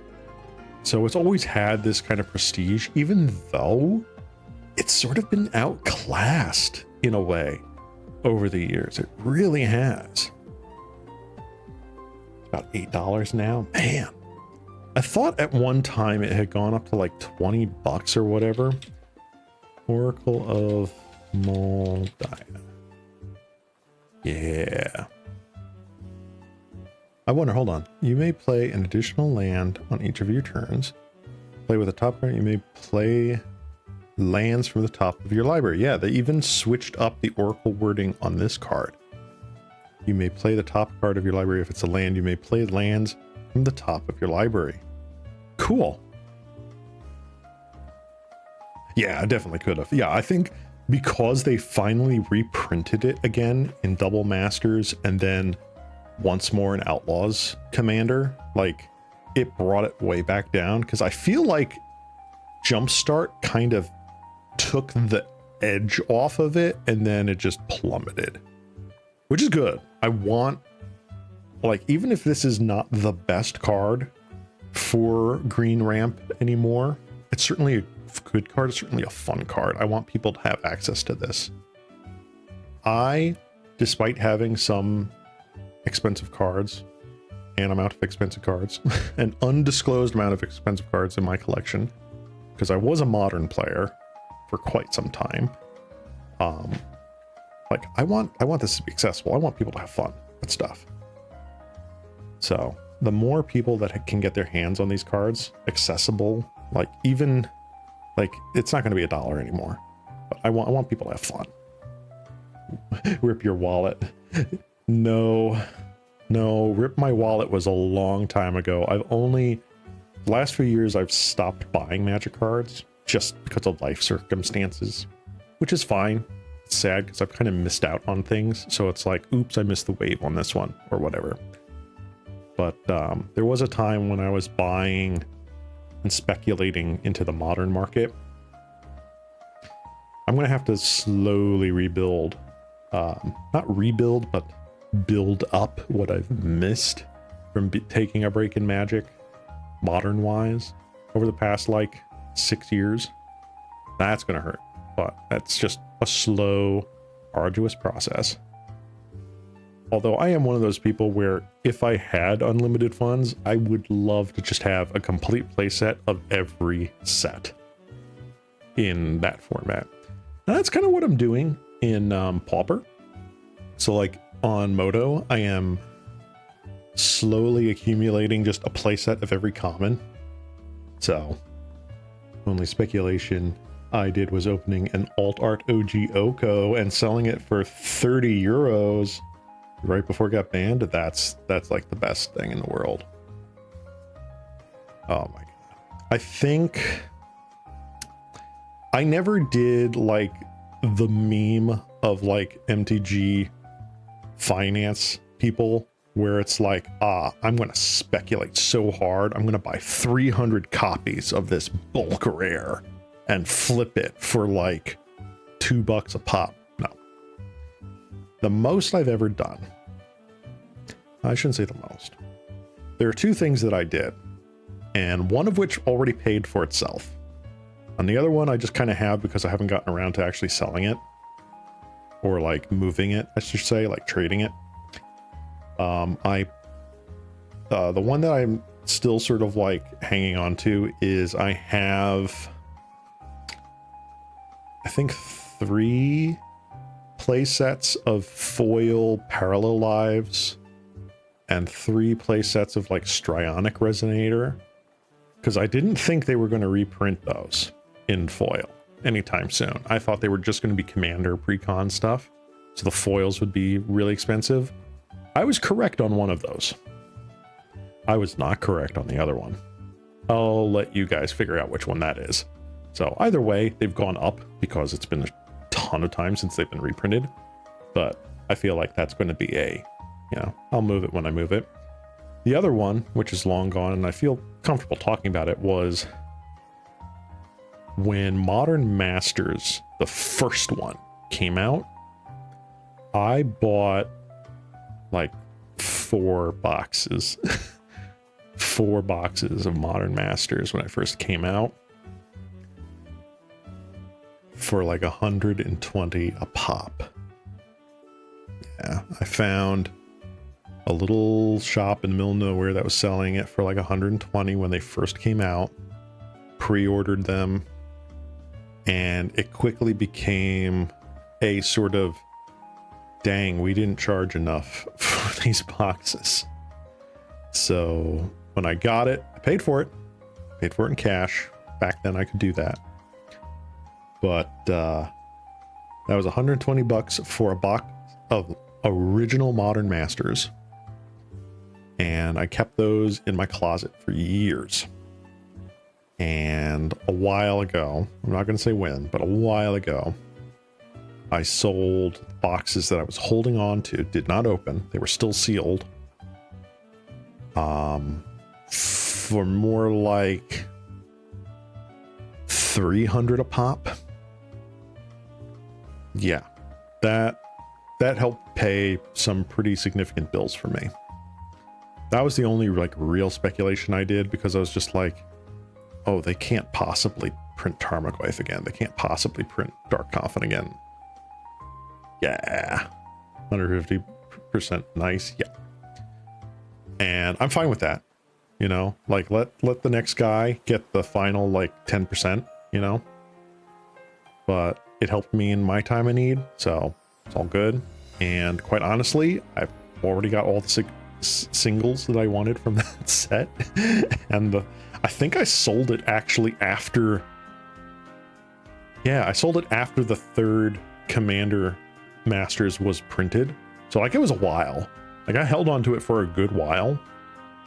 So you should go through your old Pokemon cards, to be honest. Ugh. Talk about regrets. So I started playing, I shouldn't say playing, I started collecting Pokemon when base set came out. So I was an OG young Slimu that wanted to catch them all. I wanted to try to make a complete set of base set. I wanted to make a complete set of jungle, of Fossil, Team Rocket, of Gym Challenge, or whatever it was called. But I was dumb, and I was like opening packs to try and do it. Yeah, you had the first edition stamped Serby. Yeah. I never got the first edition of base sets, aside from the Machamp that everyone got from like the starter deck. But I did have several Shadowless. My first holo from Pokemon I ever opened, I remember it vividly, was a Shadowless holographic Alakazam. And I treasured that thing. I had a Charizard, regular, not Shadowless. Had a couple of misprints. Some pretty nice stuff. I think like the rarest one, I'll call it, that I had was a first edition Shining Kabutops from, what was it, Neo Destiny? Neo Discovery? I forget which one it was. But the Shining Kabutops was first edition. I had those, but I was never able to really complete sets. And in my area, for whatever reason, everyone wanted to collect them, but they never wanted to play decks. Like, they never actually wanted to play the game of Pokemon. So, because no one was playing it, and they were just trying to get all the cards, interest fell off pretty steep soon after, like, a few sets had come out, which is unfortunate. I remember going to a card store, like a game store, and wanting to buy, these sets haven't been released in English yet, so they're only in Japanese, and they're the Neo sets. Ooh, I get to look at cards that no one else is looking at yet. That's what it was like back then in my area. But at the same point, I remember vividly that the Magic the Gathering set that was being sold next to it was Urza's Saga. If I had known what I know now, I would have been buying Urza's Saga and Urza's Legacy and Urza's Destiny. Oh my god. Shoulda, coulda, woulda. But I was having fun as a kid Slimu. But yeah, I sold the vast majority of my Pokemon collection. And I'm kind of sad I did. I got an amount of money for it, which was nice, but I probably shouldn't have. Yeah, hindsight is 2020, as they say. You're absolutely correct, Serby. But let me put it this way. I got a lot of enjoyment out of the Pokemon cards that I had, and I got enjoyment out of what I ended up selling it for. So, you know what? It's a wash. It's fine. I'm enjoying the Magic stuff now, and I am getting back into Pokemon a little bit.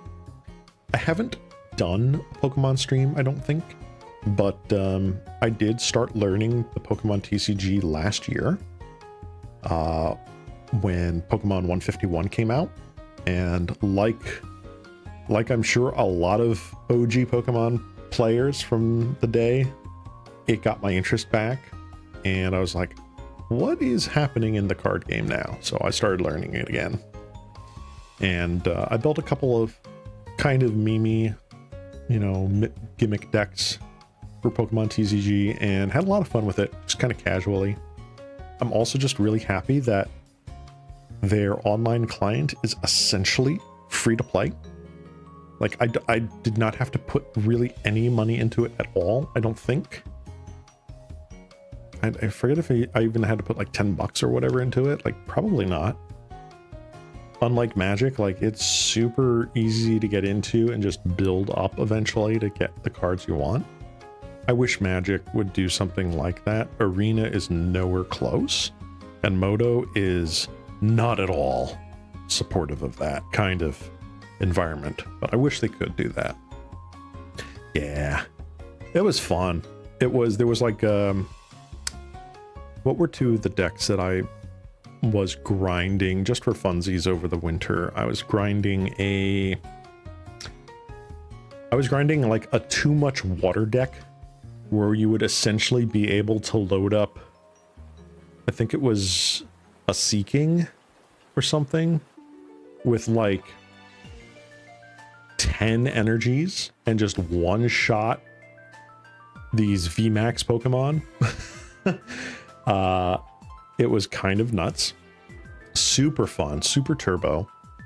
It felt like playing Vintage Cube in Standard.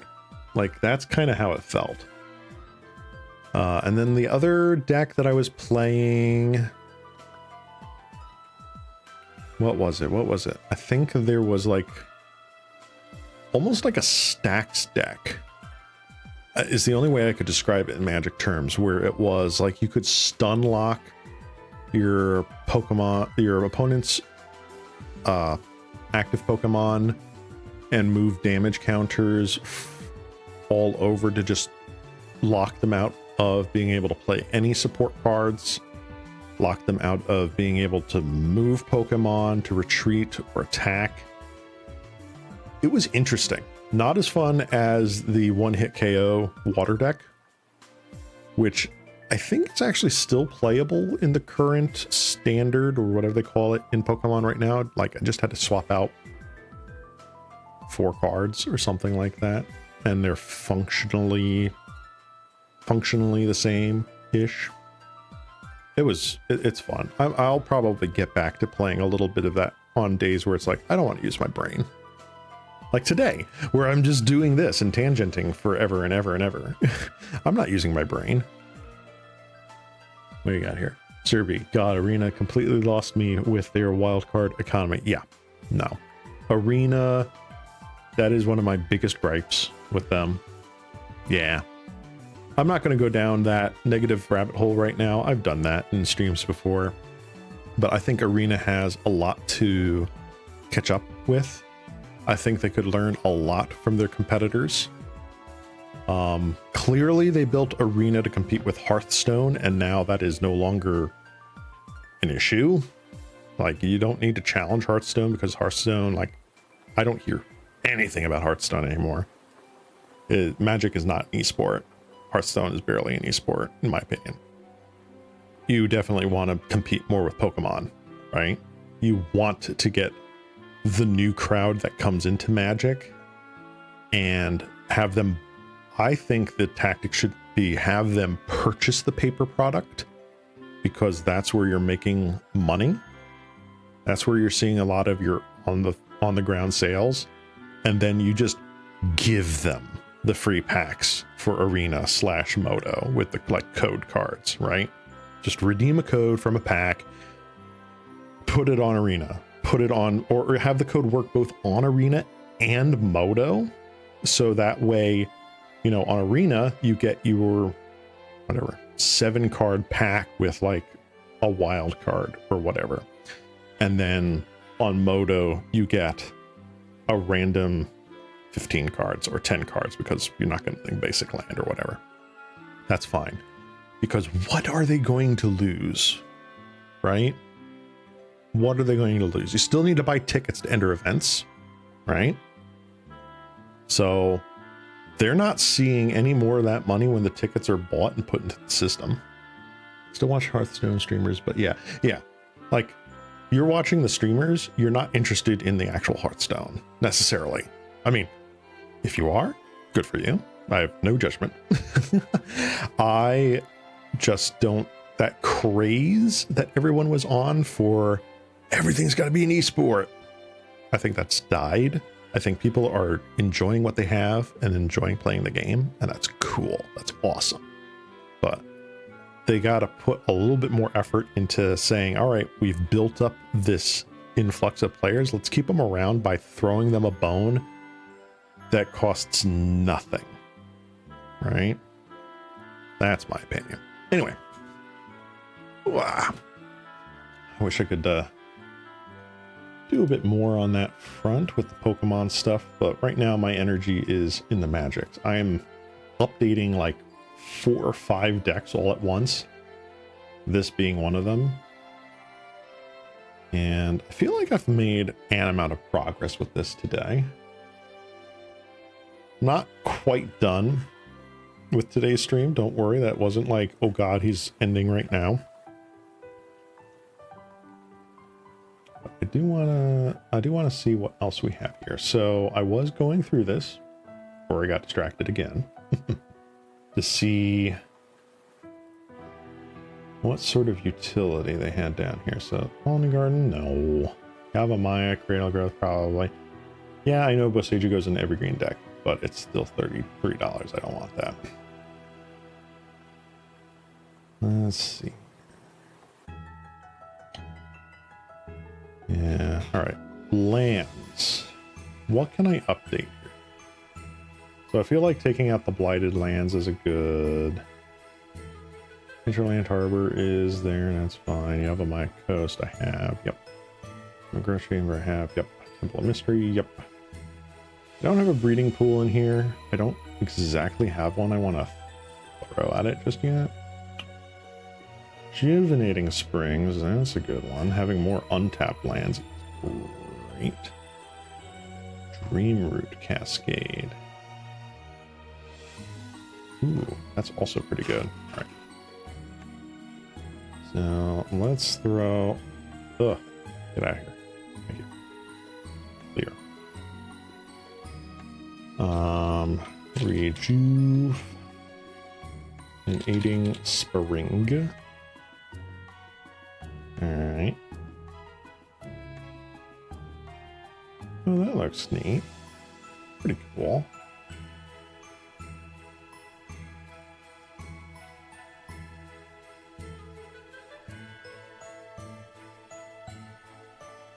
Hello? Wait, what happened here? Why can't I put it? Hold on. Gotta refresh here. Maybe something went crazy. Yep. For some reason I'm logged out. Excuse me.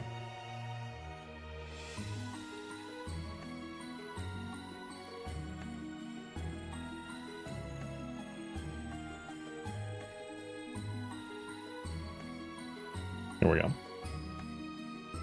Not sure the enchantment that just says your creatures have flying is interesting. Yeah, that's definitely one of the ones that I want to cut.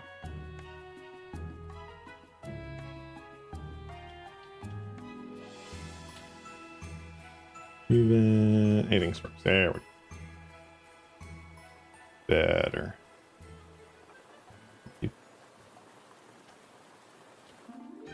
Dreamroot Cascade. I mean, if anything, it's probably getting cut so that I can add in more lands or ramp or something.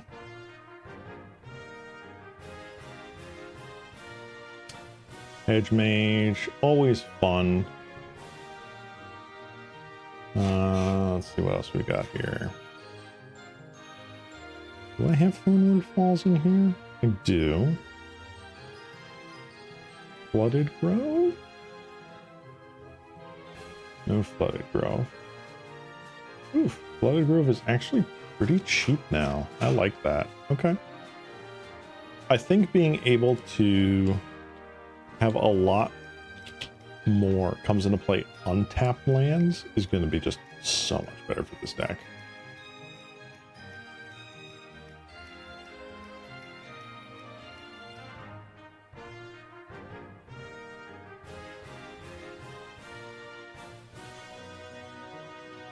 Gate, Misty Rainforest. I am not putting a fetch land in this deck. That's silly.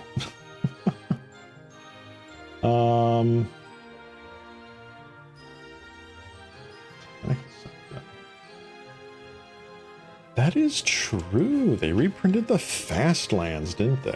Botanical Sanctum. Love the Shadowland duels. Yeah. Or Shadowmoor. Shadowmoor, yeah. Shadowland. Alright, where are you? Ooh.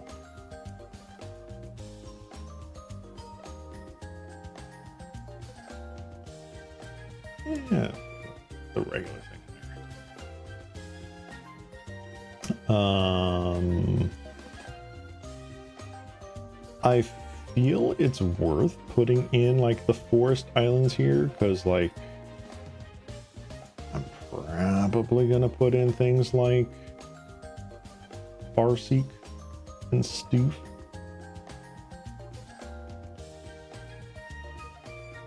Alright, what are these things? Being able to transform 1 mana into 2 of another color is great. Yeah. Right. Forest is land.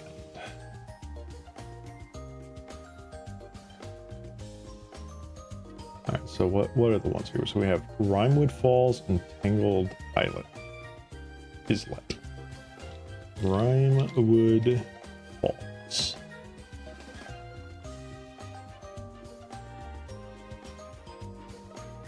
Oh, that's the list? What? They've already been reprinted on the list? What?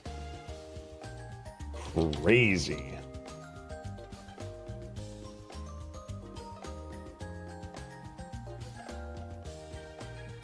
I love these cards from Dominaria especially because, one, they've named them in a way that I think they can just be reprinted into anything, and that's always good.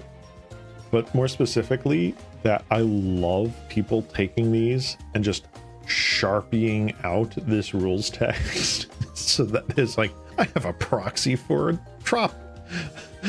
This? Yeah, we have that at home. The tropical island home. And I'm like, you know what? If you're playing in a group that's okay with doing that, like let's say you're doing like a little legacy thing at a store, right? I don't think anyone's gonna care if you're in that setting. I mean, if you're playing it in Commander, that's one thing. Like, it's just like, all right, I don't want to break out the, what is this now, $800, 500 for revised, unlimited is 1,000. Yeah, I don't think anyone's gonna care. Yeah, they're very conscious of what they name common lands now. Yeah, because like the old style of tap, add, let's see, blue or green.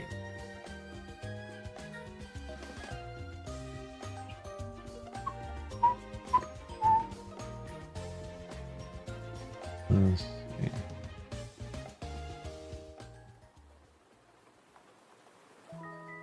Oh, that's right. They didn't even make an enemy cycle of that. That is fair. Will that templating work? No.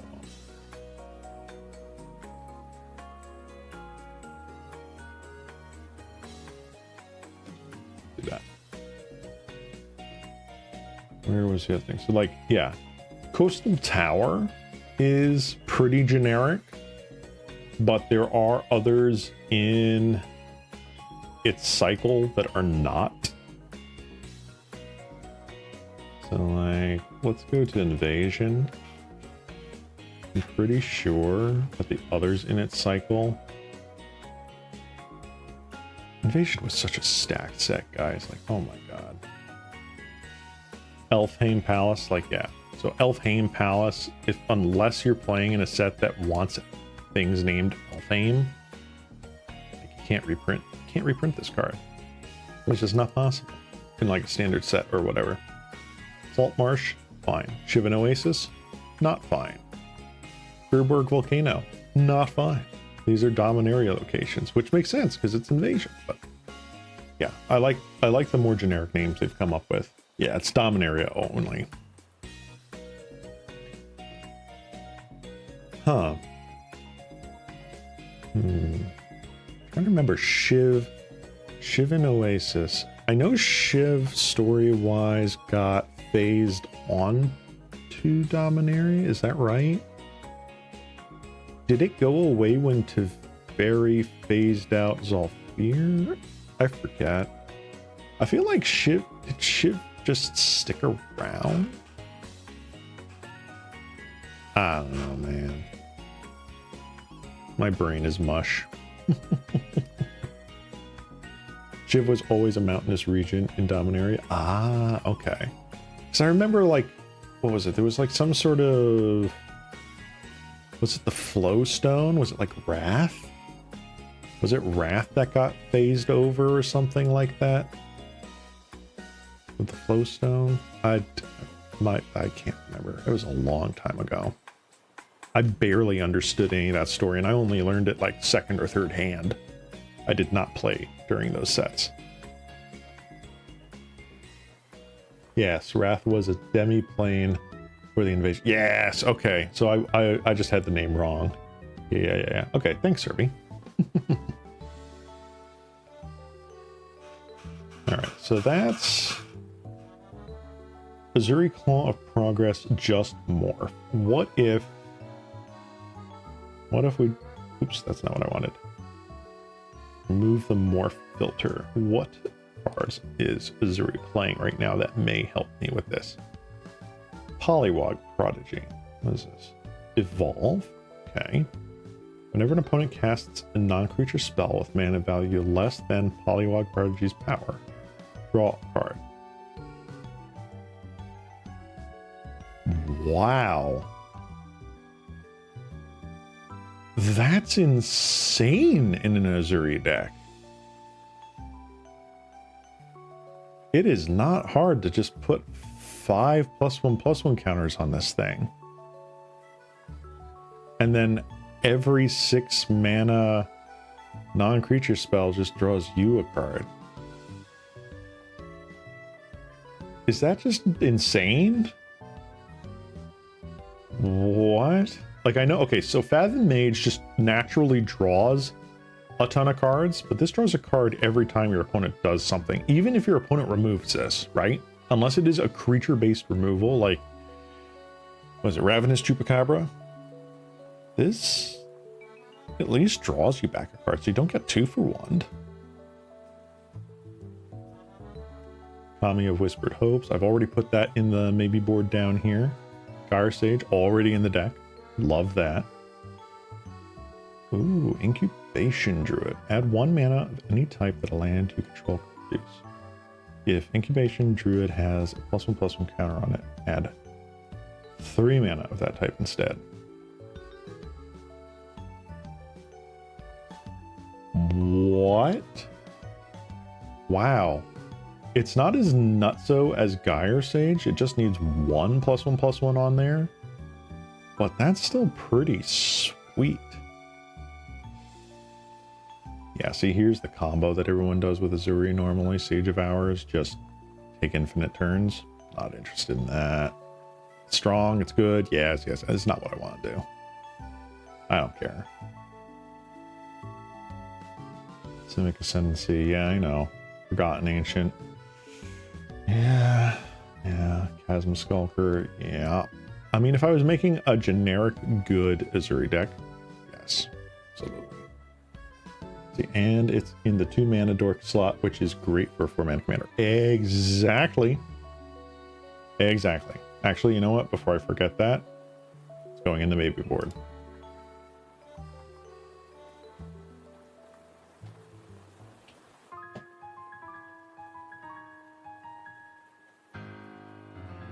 Oh, wow. I didn't realize it was like $2. Huh. That's kind of cool.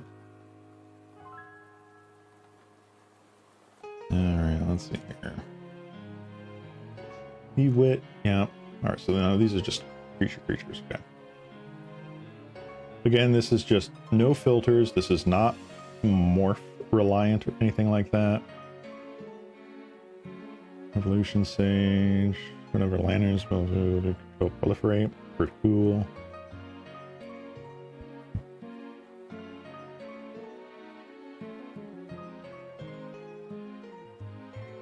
Neat. Beginning of your end step, create a 1/1 green insect token for each +1/+1 counter you've put on creatures under your control. Bam.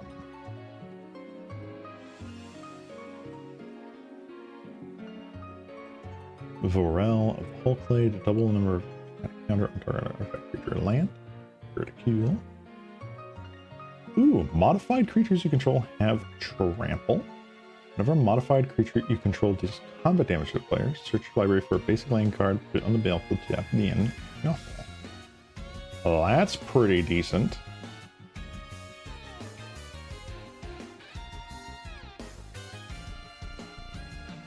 because eventually I would like to have like sort of like the trample synergies and stoof.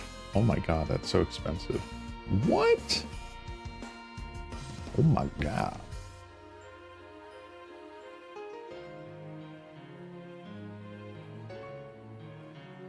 Huh. The fancy artwork is not as expensive. And I like it. It's fancy artwork. Okay, you're going in the maybe board. Simic manipulator. Oh, we got it. Survey says, sorry. So turn 2 incubation druid, turn 3 Ezuri, turn 4 any small creature, and bam, druid can make 3 mana. Yeah, actually trample is better than flyer for big creatures. Absolutely. The levitation was only put in there because I couldn't block flyers well. It really wasn't in there for like getting my creatures to attack. It was there for defense, which is really bad. So that just means that there's a weakness on that deck that I have to attack from a different angle. I don't think putting in like a levitation is the right way. Yeah, is there anything that gives reach? There are spider silk armor, I believe. Pull that guy up. Here you are. Wow, I haven't reprinted this in forever. So yeah, spider silk armor. Creatures control get +0/+1 and reach. Pretty decent. Pretty decent. Mercadian masks, ladies and gentlemen. Mercadian masks. All right. Bristly Bill. Hold on, what is this? Tainted Observer. Yes, I know, Invisible Stalker. That's funny. Toxic 1. Whenever another creature enters battlefield under your control, you may pay 2 if you do proliferate. That's kind of nutsos. Bristly Bill. Landfall. Whenever a land, put +1/+1 counter on target creature. Double on each creature. Yeah, that's pretty decent. Yup, that gets you a ton of experience counters. Ezuri, Stalker of Spheres. What does new Ezuri do? Ezuri enters battlefield, you may pay 3 if you do proliferate twice. Whenever you proliferate, draw a card. Aight. Tumblewag.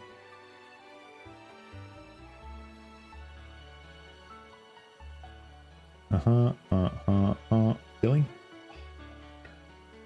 Oh, Drifter. How the mighty have fallen. Yeah, I like Spider Silk armor, Serbi. I actually use it in my Marath deck. Let me go over there real quick. Marath. So this is my Tribal Beasts deck, and one of the weaker areas of this deck is flying. So like I run Predator Flagship, a 5-mana legendary artifact that can just pay 5, tap, destroy a creature with flying. It has surprisingly been useful, even though that is really jank. They don't exactly print destroy target, like repeatable destroy target creature with flying cards anymore. I mean, for good reason. They kind of suck, but anyway. But like in a all-grounded creatures deck, where I don't even know if any of them naturally have reach. Like the best way I can get rid of flyers is like fighting them. Spider Silk armor, blasting them with like a Warstorm Surge. Shower of Arrows. It does destroy a creature with flying. But the big one is probably... Where is it? There it is. Contested Cliffs. This thing. 7 mana. Repeatable destruction is expensive but effective. Not 7 mana. It's 5 mana. 5 mana tap. But anyway. Pretty decent. I like the card. It also allows things Oh, this actually does have reach on it. Elder Gargaroth has reach. Nice. You go, Elder Gargaroth. But it does give other things like Marath's 1/1's reach, which is pretty sick. So that's always good to just chump a flyer. 2 to give flying, 5 to destroy. I mean, yes. Yes, that does work. But usually this is just going against an Udvara Hellkite. Or like, I think Kalia the Vast has flying. I don't remember. Zur kind of stuff. Just paying 2 mana to also give like your Godsire flying is hilarious. So yeah. I like it.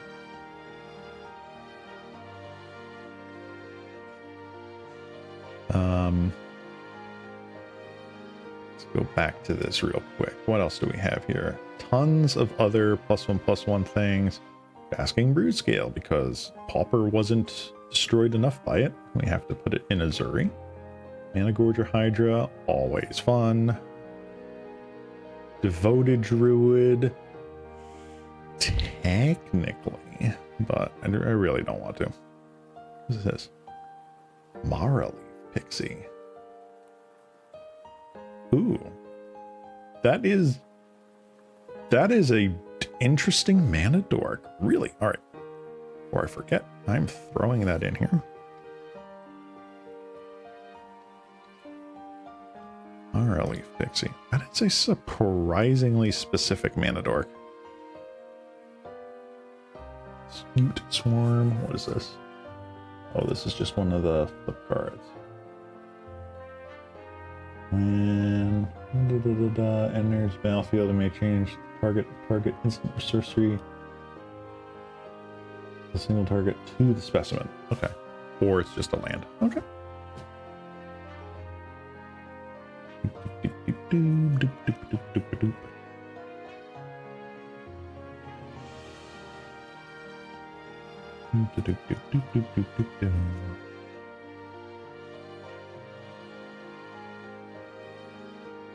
I have Zamek Guildmage in here as a semi-repeatable card draw.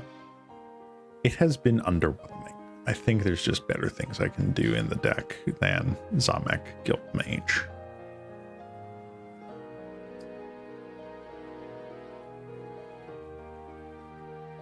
Fanatic of Ronas does give me 4 green mana. Like super easy in this deck. That is worth a consideration.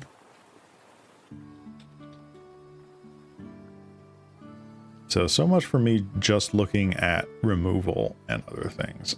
I guess I'm just going to be... All these cool cards are going in the maybe board today. Alright, now we're into instance. Mutational Advantage. Permanents you control with counters on them gain hexproof and indestructible. Prevent all damage that would be dealt to this permanent this turn. And proliferate. That feels kind of crazy. Wow. Expellment into Augury is interesting. It's not quite as... I mean, it's not Impulse. It's... What is it? What is it? What's the card? Anticipate? It's Anticipate with Proliferate stuck onto it, which is not bad.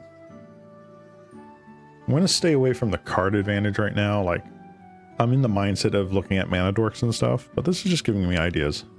Ripples of Potential. Proliferate, then choose any number of permanents you control. Had a counter, put them on this way. Those permanents phase out. Of all the proliferate, like, more things, this might be the one that makes it in there because it's pretty nice. I don't know.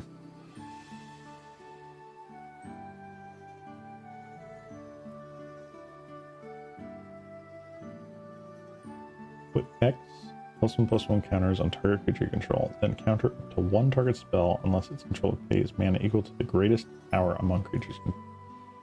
That's just 2 mana counter spell with extra steps, right? Right? That's just counterspell with extra steps, but I mean, it's just counterspell in the stack. It's green, blue counterspell.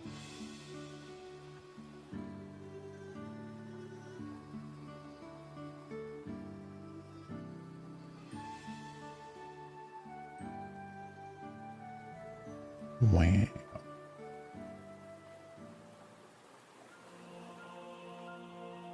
Offer you can't refuse.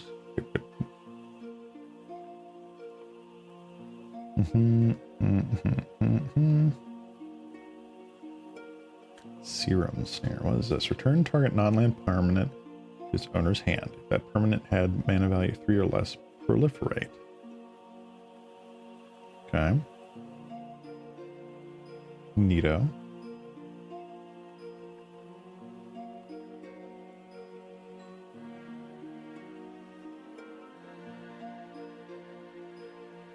I do like this modal dual face card, Sink into Stupor. It just feels very nice.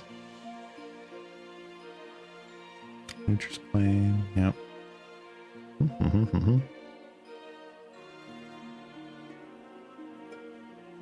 A lot of proliferating stuff here, which I get.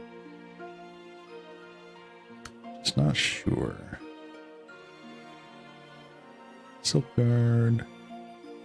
Signature Slam. Some people, there are some cards that get printed that I feel like they were like, we have this artwork. We have to make a card for it to go on.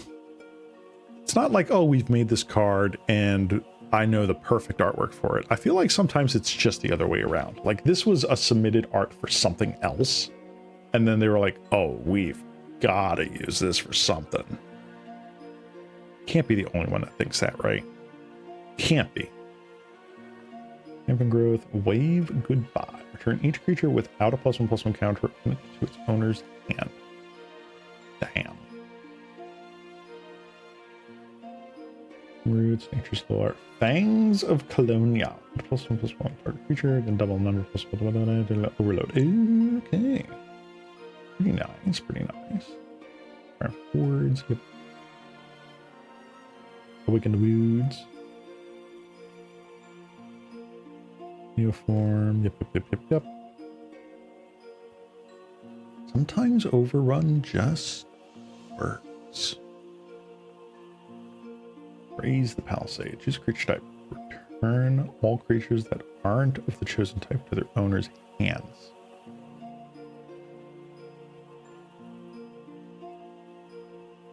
Five mana sorcery evacuation. I'd rather just play evacuation.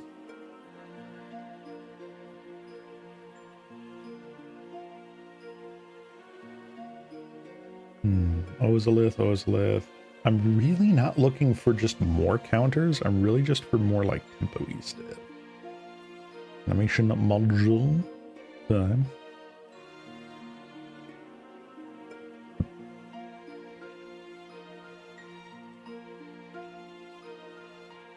Scepter of Celebration. If a creature gets +2/+0 and trample, whenever it deals combat damage, create that many citizen tokens. Wow. Okay.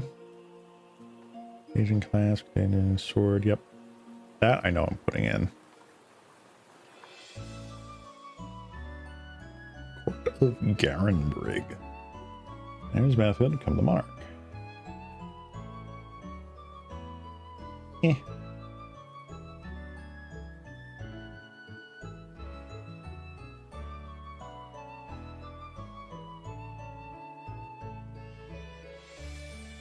Table of Wolf and Owl. There's an old card. Always fun.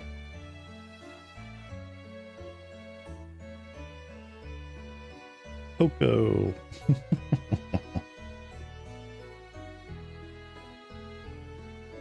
Oko, are you actually good enough?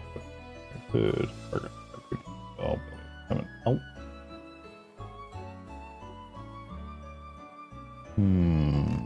Potentially. That's the ultimate's actually kind of funny. I can't guarantee that, right? I'm not looking to Jewel Lotus. I'm not spending $100 on a card for this deck. Not worth it. Overflowing Basin. I'm hesitant to put these sort of like egg lands in here. That's what I call them, like the Odyssey lands, because they don't naturally tap for mana. You have to filter it. I'm going to skip that for now.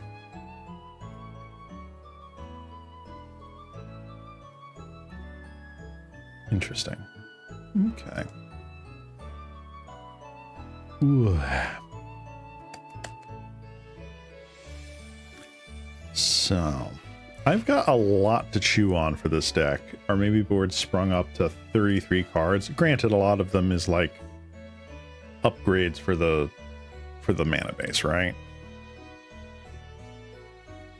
We got some solid bangers in here, like Ugin, Vanifar, the Resonator, Seaborn Muse, Panoptic Projector. Pretty nice. Fanatic Ronas, Incubation Druid, Crystal Shard. I feel like Crystal Shard's like really nice. Granted, it's a once a turn bounce, but like you can even catch someone who's tapped out with this thing. So like that's pretty cool. Yeah.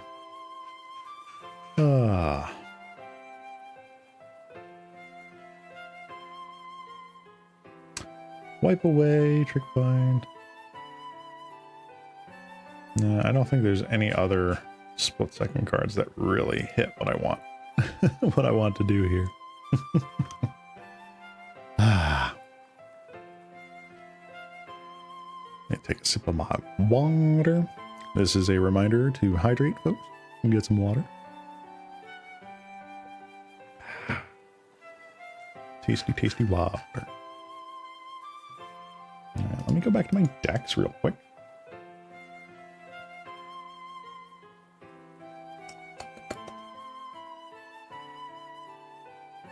Let's see.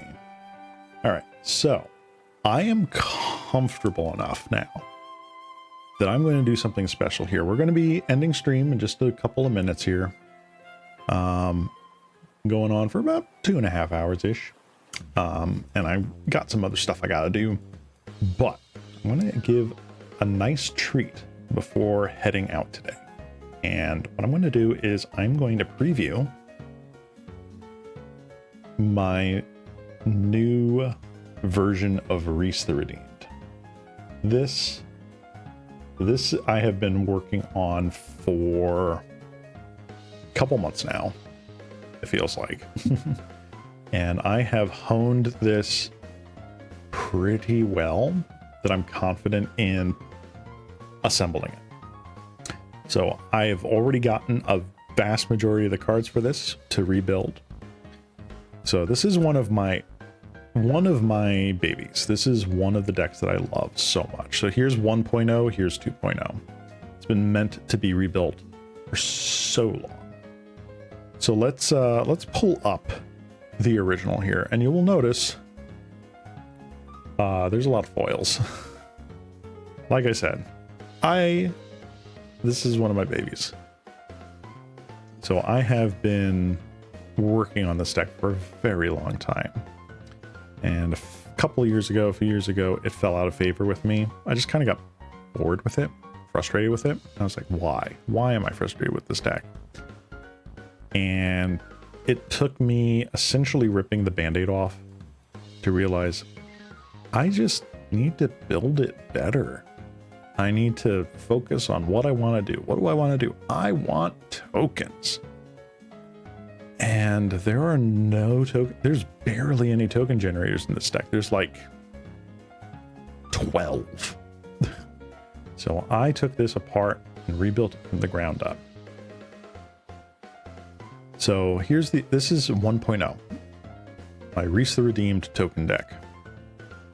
We've got things like Cloudstone Curio, Eldrazi Monument, Rings of Brighthearth. So like there were there were engines in this deck with nothing to really engine with. My token makers were like Armada Worm and Ant Queen. Old cards, because this was built way back in the day.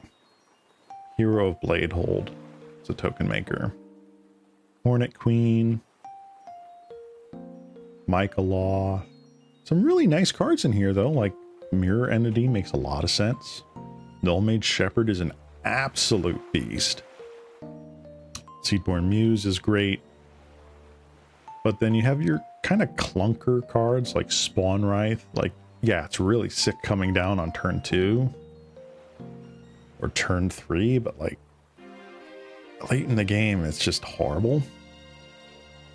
Tristani Summoner, like, it's just kind of blah. Sun Titan's kind of blah. A ton of enchantments here. So we got like Anointed Procession, Doubling Season, and Parallel Lives. We had some clunky sort of card draw with like Fecundity. Or Shards in there because it's amazing. Night Soil, one of the few non-foil cards in this deck. What is this here? Yeah, that's an issue. You don't want Rhys to be your generator. You want him to copy your huge tokens. Exactly. I had the emphasis on the wrong syllable. And that's why this deck was stumbling. And it took me a while to just take that step back because I loved this deck so much. But you have to do that every once in a while. And I feel so much better for having done that. I'm not turning this into EDH, but I wanted it to actually play the games of Magic I imagined I wanted to play. So, like, I'm playing like Intangible Virtue. Again, super nice card, but like, is it really pulling its weight in 99? Congregation at Dawn, Eldamri's Call, like, I'm tutoring for these creatures, but what are they doing for me? Are they really pulling their weight? I have some amount of removal, but they're clunky, like Fracturing Gust, Turn to Dust. Thundering Growth's nice. Swords Plowshare, Path Exile, they're nice. Land base, pretty solid, but there's a lot that comes into play. Tapped lands, like Mistveil Plains. I mean, early EDH players know about Mistveil Plains, but like Roaring Fastwood too, like they don't hold up nowadays, I don't think. They have their uses, but this is not one of their uses. Elspeth's wonderful. Garruk was just kind of blah. Yeah. Sorceries here, we got some wonderful things like Natural Order into Crater Hoof. You know, Fumigate, I get upside for having to Wrath the board, but do I really want to Wrath the board? Now, sometimes yes, but not really. Primal Growth, I can sacrifice Rhys to get extra lands. Triumph of the Hordes is just a win button. But the big issue was this mana curve. Like, look at this. This is just a jumbled mess. I am playing way the heck up here. So like, these cards here are like the Crater Hoof and stuff. But like, my deck is playing turns 3, 4, 5, and 6. They're not doing anything, really. And even on 3, it's like, what exactly am I doing on turn 3? Not much. Like, okay, I play Rings of Brighthearth or a Spear of Heliod. I balk at it right now, but that's just how I figured it out back then. So, I've learned a lot, and I learned that if I want to have a nice token deck that goes burr, I gotta put some brain power into it. So now, ladies and gentlemen, for the first time, Rhys Token Swarm 2.0 is going to be revealed. I put a lot of brain power into this deck. I basically started from scratch. I did not do anything other than essentially put Rhys in the command zone and like placeholder 38 lands or whatever. And then trimmed it, massaged it, polished it. And until I can get some actual like play in with this deck in the new playgroup that I'm with, which is awesome. You know, this is kind of where I'm at. Here we go. This is it. Rhys 2.0. Ladies and gentlemen, we got him. Rhys the Redeemed. Welcome to the brand new, sleek, this mana curve, man. Look at that. I actually have plays on turns 2 and 3 that actually mean something. Oh, so good. It's actually gone from being a green deck to more of a white deck too, which is kind of nuts. But this was where my mind went. I want token makers. I've gone up to almost 30 token makers in this deck, not counting Rhys. I actually trimmed back a little bit because I was like, all right, I need to throw in some actual utility. So let's take a look at this deck that I'm now super, super proud of. Halo Fountain. Yes. So we're gonna start with the artifacts here. We've got our classic Skull Clamp, wonderful Skull Clamp, Soul Ring, but of course. And you'll notice no other artifact ramp, really. Technically Primal Amulet, and I'll get to that in a second. So all of our ramp is in with other spells.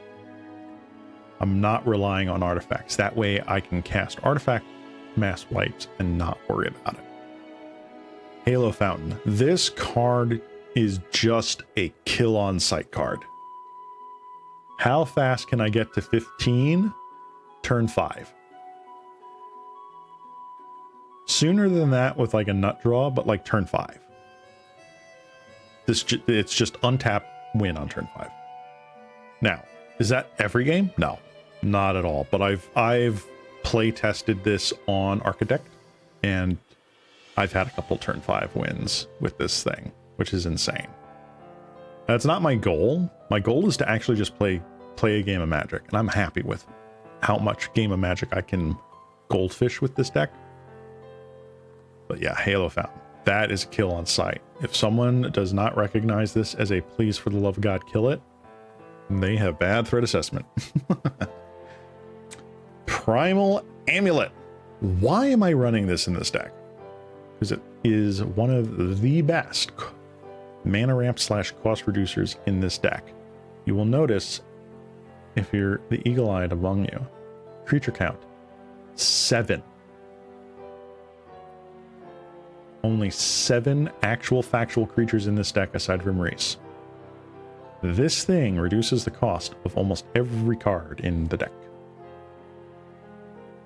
Instant and sorcery spells you cast cost 1 less.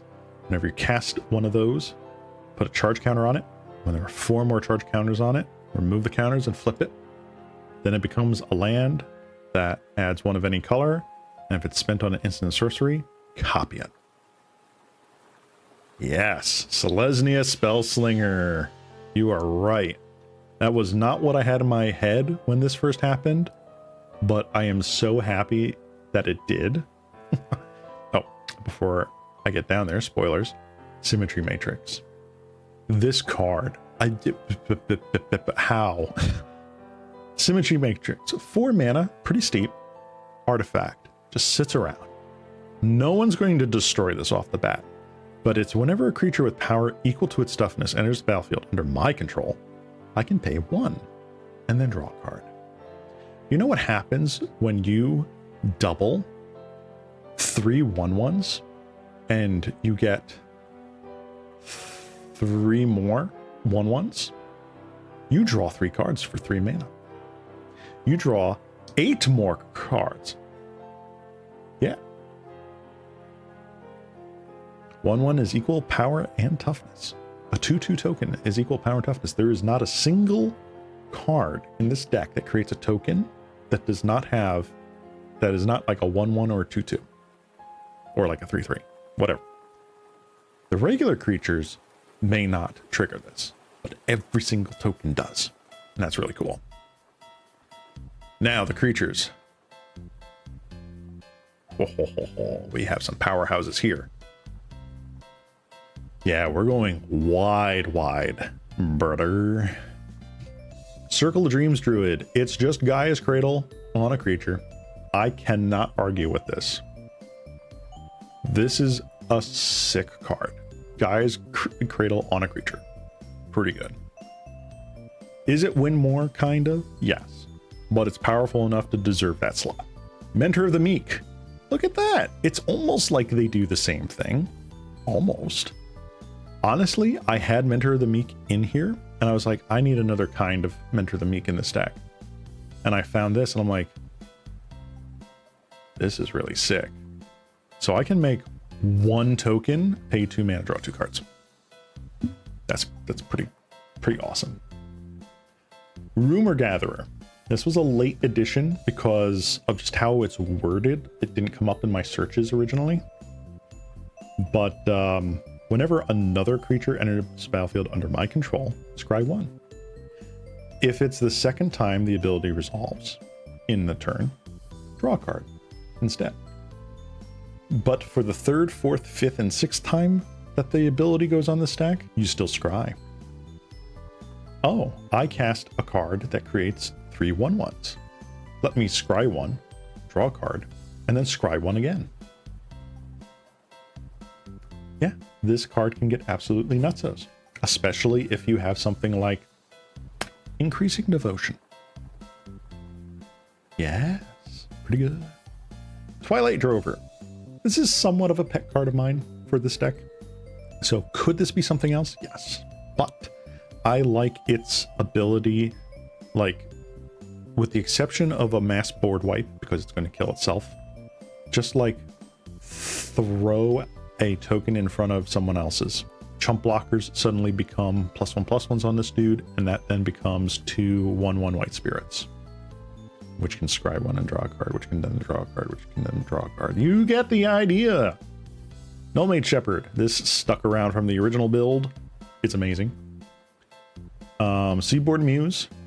I don't know why it's formatted like this. I think because the list was so old, they didn't have a specifically foil 9th edition on there. But yeah, this is foil 9th edition Seaboard Muse. Untap all permanents. Pretty good. And then, of course, the OG, Craterhoof Behemoth. This is just the win condition, I guess. Now we get to our enchantments. Some spicy meatballs in here. I actually cut down the number of token doublers, right? Parallel Lives and Doubling Season. Why on earth would I do that? Because Rhys is my token doubler. I really don't need this. This is win more. The exception of Doubling Season, which goes with Planeswalker that we have in the deck. It's really just win more. I could potentially even cut Parallel Lives. But I wanted it in there in case for some reason Rhys became uncastable. Like if it just got killed, recast, killed, recast, killed, recast. At least wanted to have a chance of drawing a doubler. Why Season instead of Procession? Yeah, we have a Planeswalker. We'll get to that soon. But in the meantime, we have a couple of doublers. We have Cryptolith Right. Creatures you control have tap, add 1 mana of any color. This is pretty good. It's pretty freaking good. Aura Shards. Now we're only like really running 1 of this effect, so like I'm not counting on having a massive amount of mana every single game. So I'm not running a stupid amount of spells or anything like that, but it's going to make doing multiple things a turn very easy, which I like. It also allows our creatures to become tapped without having to attack, which works with Halo Fountain. Anyway, Aura Shards. This card is absolutely nuts. It just goes in the deck. Beastmaster Ascension. Wincon. Growing Rites of Itlamok. 3 mana for end of turn, get a Gaia's Cradle. Pretty good. Feldar Retreat. This enchantment is busted. It is a modal get more dudes when you have more no dudes, or make your dudes better when you don't have means of making them better. It is just a win-win card. I love it. Glare of Subdual. Again, a way to actually tap creatures without having to attack, which fuels the Tarmogoyf. I mean, Halo Fountain. Super good. It is also just like a way to control against like bigger, beefier creatures on the opponent's board. And Cathar's Crusade. Can you believe I actually cut this from the old deck a while back? I was a dumb slime. Let's see. Serbi, even better than right since it doesn't ask for tap. Yes. It is nice. Cathar's Crusade. Whenever a creature enters the battlefield under my control, put a +1/+1 counter on each creature I control. This gets absolutely nuts with Rhys. Instance. We have an amount of them. Going from our low-costed removal. We have one tutor here in the one slot. This is our Enlightened Tutor. This helps grab us our Aura Shards, our Growing Rights, Amok, Beastmaster Ascension, basically anything that we can toolbox at this point. It's like, do we need mana? Hi. Do I need to kill an artifact player? Hi. Do I need to control the board? Hi. Do I need to win? Hello, hello. Path to Exile, Swords to Plowshares. Awesome removal. Secure the Wastes. Here's one of our X spells. I think it's the only X spell, quite honestly, but it is just so powerful. 1 mana and X make a whole bunch of tokens. That is such a good rate for making tokens. Yeah, the enchantments are the engine. Collective Resistance, amazing card. Absolutely insane. Dawn's Truce, a brand new card, but I feel like the ability to give my stuff hexproof for 2 mana, it's a wonderful heroic intervention again. And for the price of a card, they can also be indestructible. That's fine by me. Get Lost. Good removal. Map tokens, I don't care. Go ahead, use them at sorcery speed, I don't care. Heroic Intervention needs no introduction. Kibira Takedown.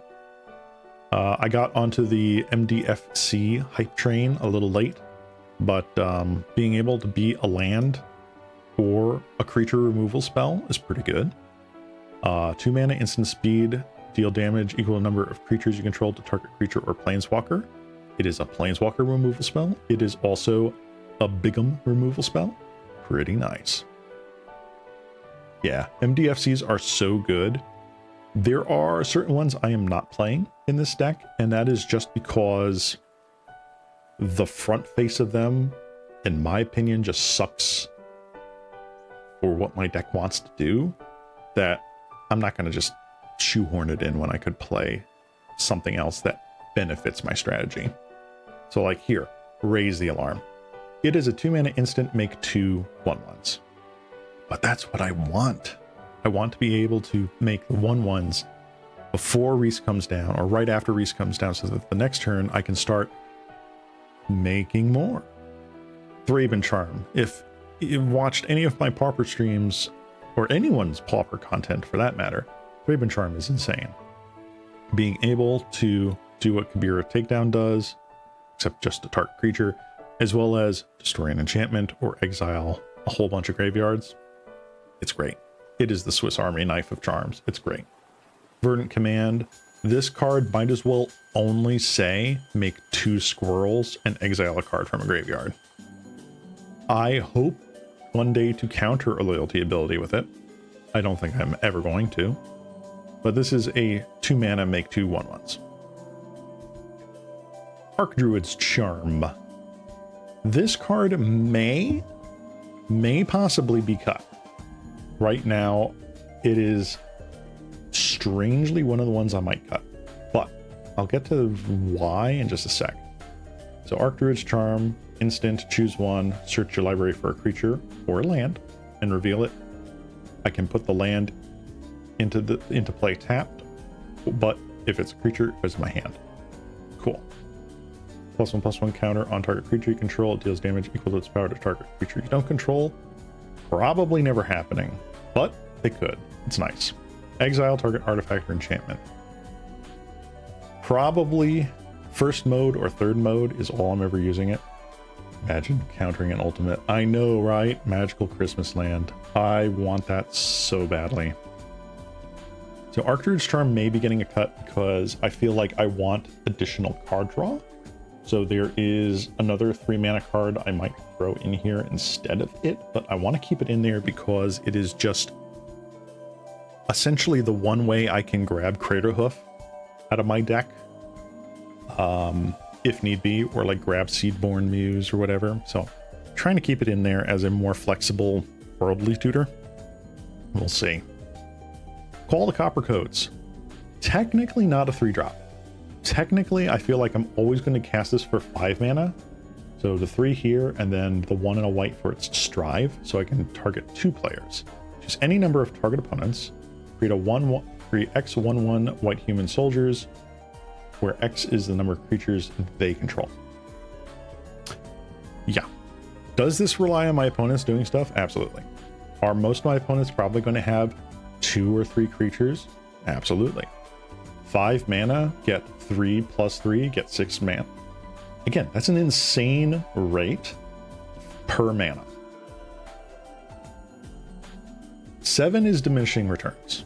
7 I don't think is happening. But if I target a player early game, let's say I try to cast this on turn 3 or turn 4, right? They will probably have a utility dork or 2. So it's like, all right, 3 mana for 2. It could also be 3 mana for 3, where you're getting 1 creature per mana. That's fine. Once you start hitting that 5 creatures for 5 mana, it's all gravy. Right, the third opponent likely doesn't have the board. Exactly. So like at the very least, like it's a card that I'm not going to cast into an empty board. Like I don't have to cast it. I'll just hold on to it. And it also makes a decent recovery card if they, for example, austere command, remove my tokens, but they keep all their bigs or whatever. I can just get them back on their end step, and then it's like, cool, I untap, and now I have dudes. I like it.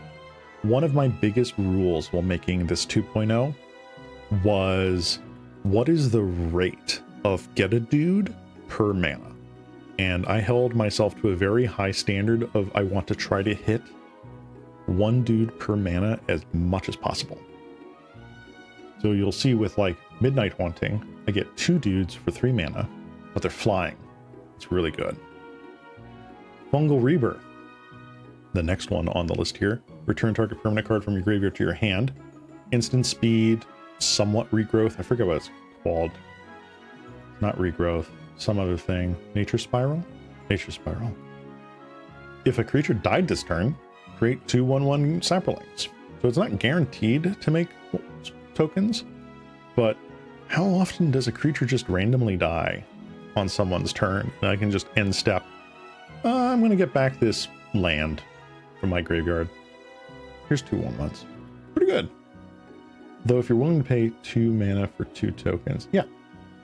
I feel that is really good because it helps push the early game where most commander like casual decks, again, this is not CEDH, this is just casual pods, are really not pushing a wide board early game. They're playing Mana Rocks. They're playing a Cultivate. They're doing that kind of thing. Where if I can just start getting the engine online earlier, even if it's only a little bit, that's my goal. And so far in my like gold fishing, it's been working really well. I might goldfish one more once I go through this deck tech here. Don't want to spoil these too much. Stroke of Midnight. Why is this not Beast Within? Because I don't want to give my opponents a 3/3. I only want to give them a 1/1, and I really don't care that this isn't Vindicate. Akroma's Will. protection and a win game card. So I can give all my stuff indestructible and protection from all colors, or I can make them insanely buffed and go to town. Benevolent Offering. Again, there's a couple of, I don't know if you want to call it group huggy deck, but politic cards, I guess. Benevolent Offering being one of them. 4 mana, choose an opponent. You and that player create 3 1/1 spirits with flying. Pretty good rate. 3 spirits, 4 mana. Also, I gain 2 life for each creature I control. I don't care if they're gaining 2 life. I'm going to crack back for like an overrun of it. And yes, you beat me to the punch, Sir B. Fresh Mate. Create a 3/3 green beast creature token for each creature put into my graveyard from the battlefield this turn. Oh, you Wrath of God. Oh, I was keeping mana open to activate Rhys. Well, I guess here's an army of 3/3s. Do you have the second Wrath? Not during your end step. Yeah, Fresh Meat's pretty good. It's super situational. It is potentially a dead card in your hand for most situations, but you just hold on to it, man. Spore Swarm, 4 mana, create 3 1/1s. Again, that's exactly what I'm looking for. Instant speed means that I can just hold up a whole bunch of stuff. It's good. You're confronted by robbers. Again, 4 mana, 3 1/1s. Or I can tap up to 3 target creature. This could be more situationally advantageous than they make tokens, so it made the cut. Now we get to the lands, the pretty lands. These are pretty easy to talk about. Like, there's nothing like super nutso here. I did switch out my basics for full art basics. I do love the new command tower that came out with the Sheldon Menery secret layer. So eventually I will be changing out my judge foil for this one, but it's later on. I've already got a command tower in the deck, so this is just kind of like when I have the extra cash to make it pretty. Man Beacon makes a lot of sense with Rhys because it's going to be a target. It's going to be a magnet for removal. Hall of Heliod's Generosity gets in here. Just another way of returning a Beastmaster's Ascension or an Aura Shards. Super good. Lush Portico makes the cut. Pretty decent for, you know, another scry / surveilled land. Prismatic Vista. I actually cracked one of these, believe it or not. I actually cracked a foil one back when Modern Horizons first came out, so it's been sitting in the box for a while. Temple Garden. I want to upgrade technically to this. I really like this full art for it, so that's again sort of it'll be nice when I get there. Windswept Heath. I've already memorized what this card does, so the fact that it's in Japanese does not matter to me. And here's our one Planeswalker. Elspeth made the cut. No more Garrick. Rip Garrick. Elspeth, Sun's Champion. We get 3 1/1s every single turn. We can also destroy basically all creatures that aren't mine for free. And we get an emblem eventually with creatures that I have. Get +2/+2 and have flying. That's pretty neat. And did I mention it also immediately ultimates when you have Doubling Season out? Pretty good. Now we get to the sorceries, and we get to some of the more crazy choices in this deck. So buckle up, folks. Oh boy, we have the Piece de Resistance clowning around. Yes, unironically, I have a Galaxy foil clowning around in this deck. It is commander legal. For 2 mana, I can make 2 1/1 white clown robot artifact creature tokens. Yes, you heard that right. Then I can roll a 6-sided die. If the result is equal to or less than the number of robots I control, I create 1 extra clown token. Imagine, if you will, that I have Parallel Lives out. All right. Parallel Lives. I have Doubling Season out. I make 4 1/1 white clown robot tokens. I roll a d6. I roll less than a 4. 2/3 chance. I get another one, which is actually another 2. That's a pretty good rate. A 2 mana card that can almost make 3. Pretty good. That made the cut. I kid you not. That made the cut. Join the Dance is another 2 mana make 2 1/1s card that made the cut. And the pure reason for that is that it has flashback. I can bin this and play it later, or I can play it immediately and get 2 1s and start the engine early. Really, really good. And now we get to our ramp suite. Again, I'm not playing a lot of artifact ramp, just Sol Ring. So this is where a lot of our mana is coming from. We got Farseek. We've got Nature's Lore. We've got 3 visits. We've got Harvest Season. We'll get to that in a second. And Primal Growth makes the cut. So Farseek, Nature's Lore, 3 visits. Gets all sorts of cards. Harvest Season. Search your library for up to X basic land cards, where X is the number of tapped creatures you control. Put those cards on the battlefield tapped. Dang. You have, checks notes, 4 tapped 1/1s. 3 mana, get 4 basic lands into play. Sign me up. This is exceedingly good late game.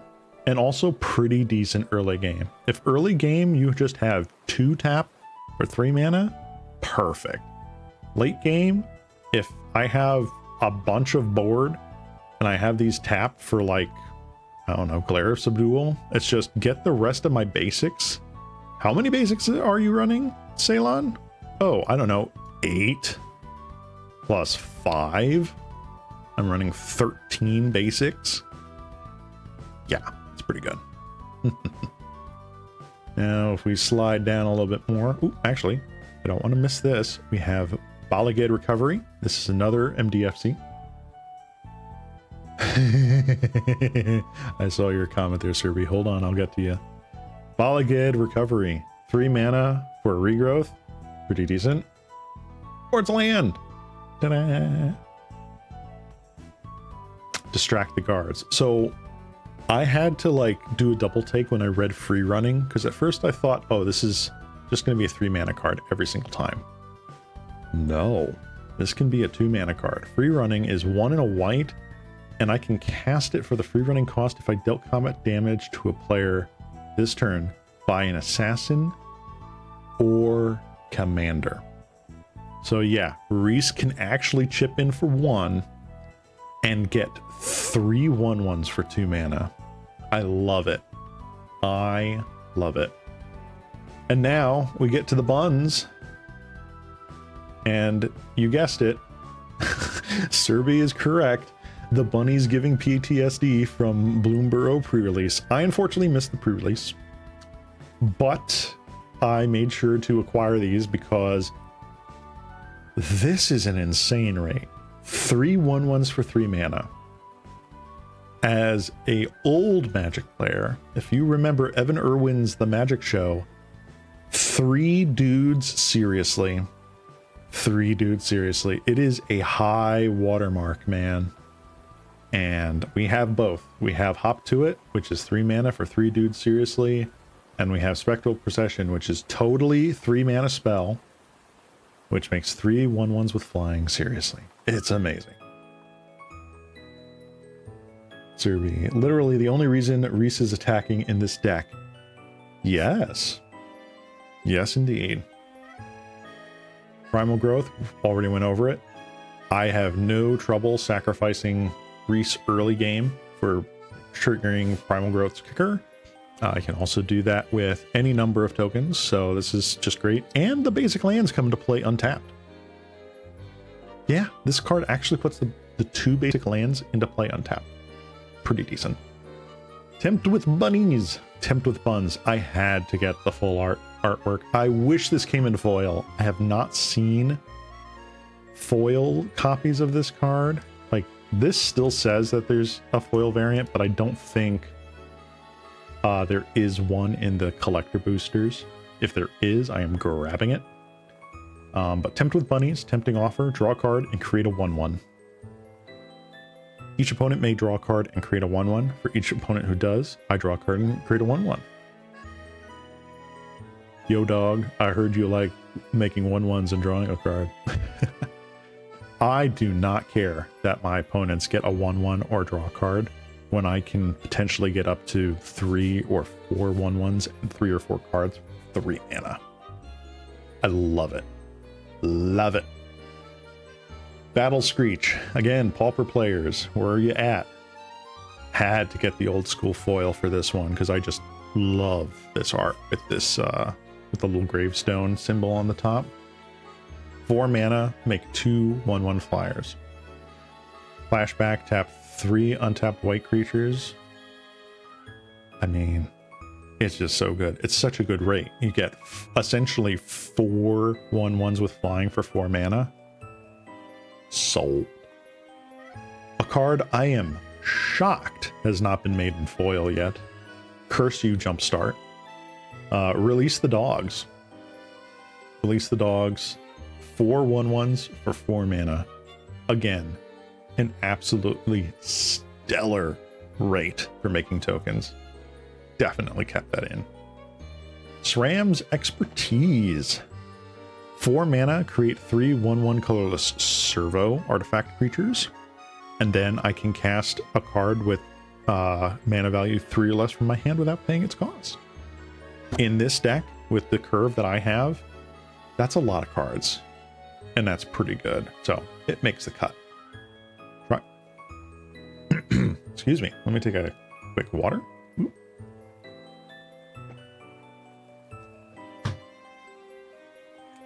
3 tokens for kind of 1 mana. Yes, please. Yes. Yes. Triumph of the Hordes.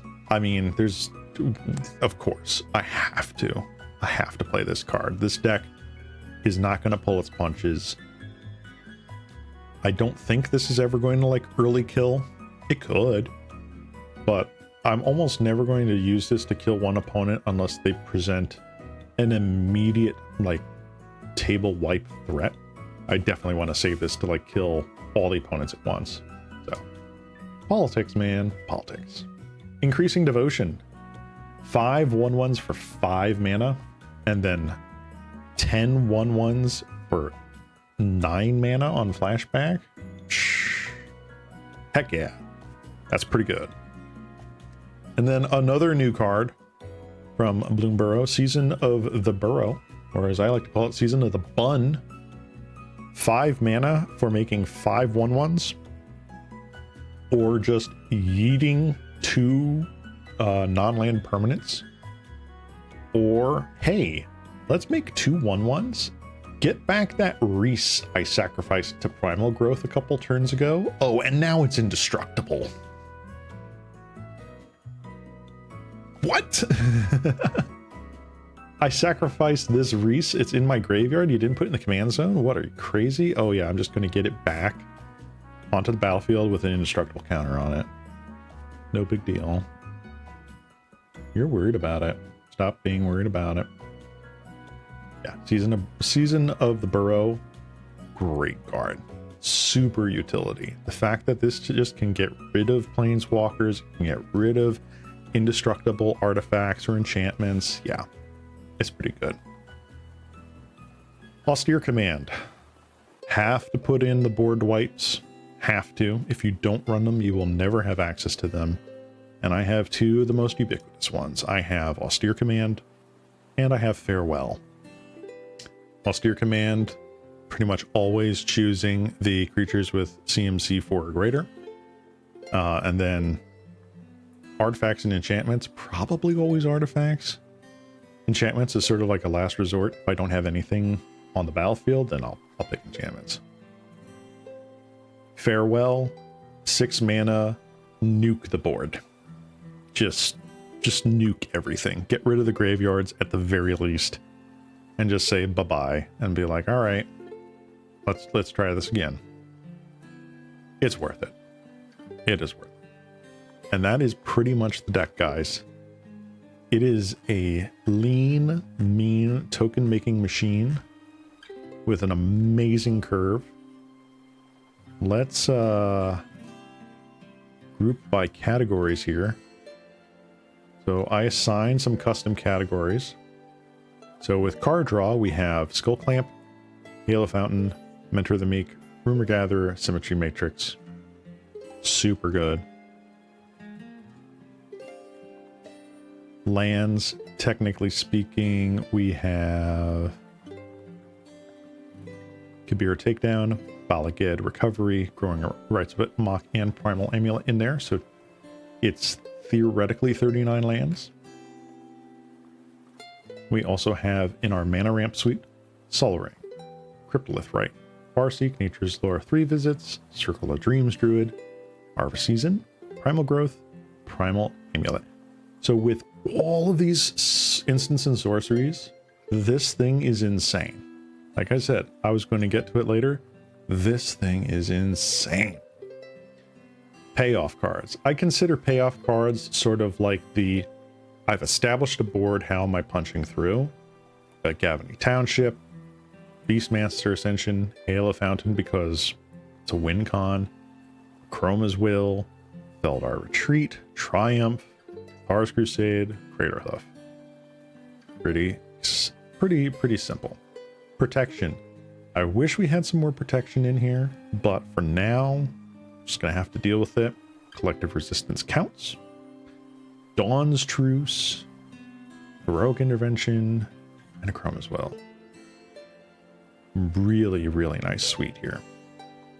And then finally, we have our token makers, which we now have 24 of, above the like 10 or 12 that I was running in the first iteration, which was like nothing. We have 24 token makers in here, not counting Rhys. And they all do stuff.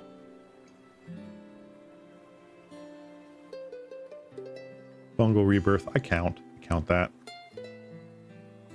But yeah, there's a lot that I can do in there. It's sort of like on the cusp where I feel like 25 would be great, but it's hard to find that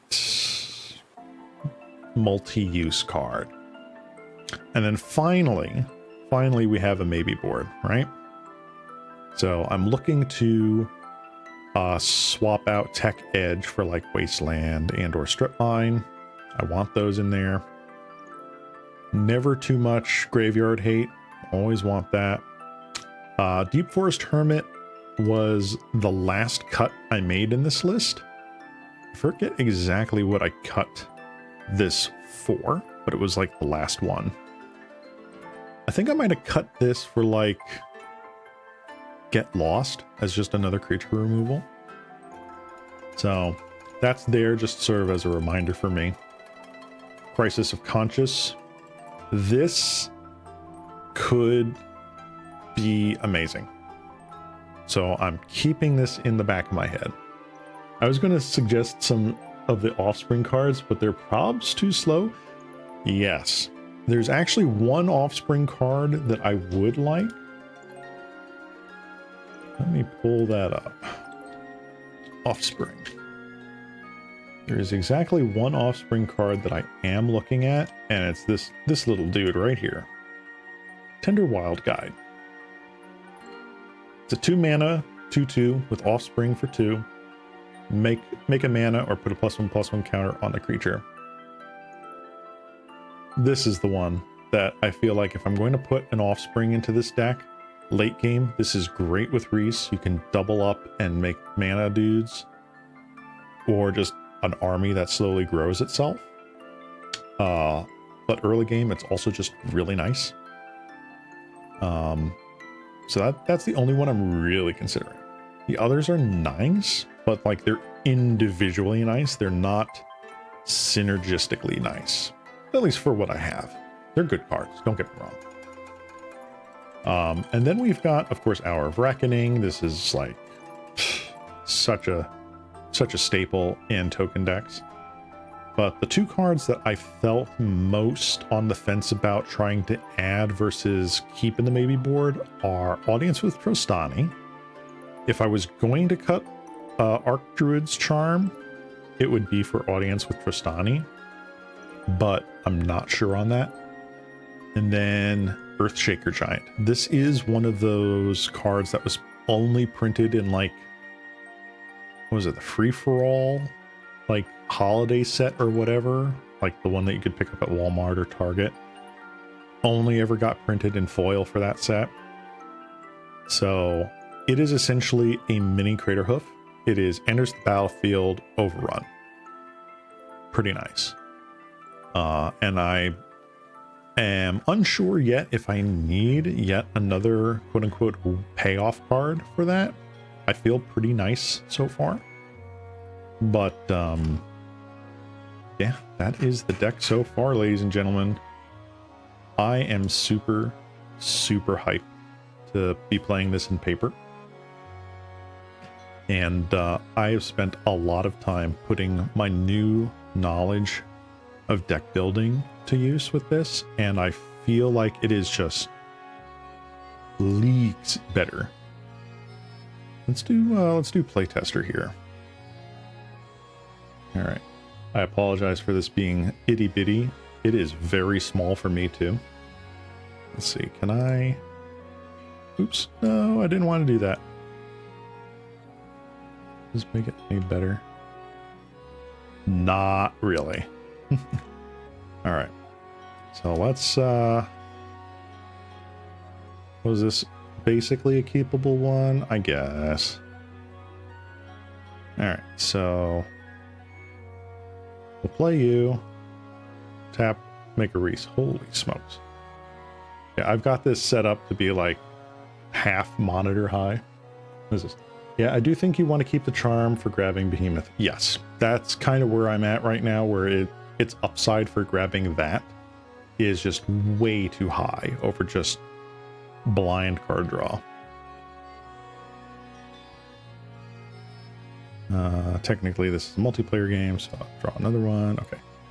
That, do I want to do anything here? I'll play Skull Clamp. Let's say I pass the turn. End of turn, I play an Enlightened Tutor, which grabs me what? Halo Fountain, probably.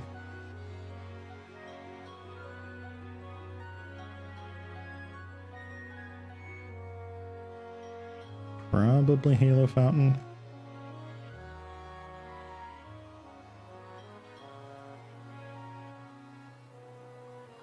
Yeah, I kind of need ways to make dudes right now. So let's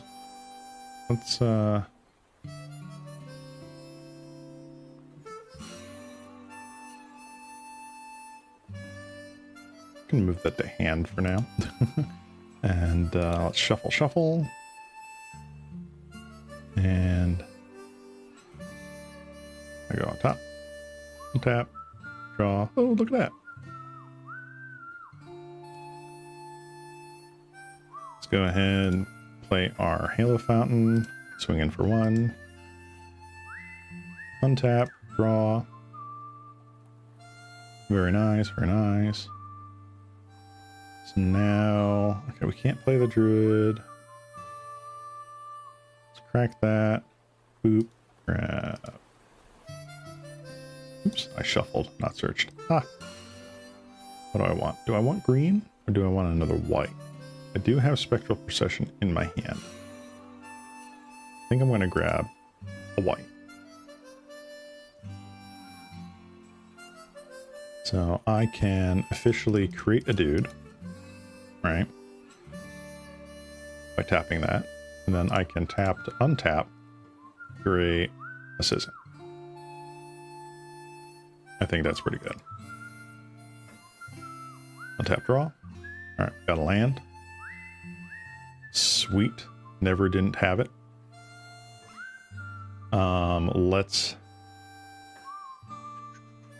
I'm going to sacrifice Citizen to Skull Clamp. Draw 2 cards. Nice, nice. Okay, okay, okay. Let's 3 dudes seriously.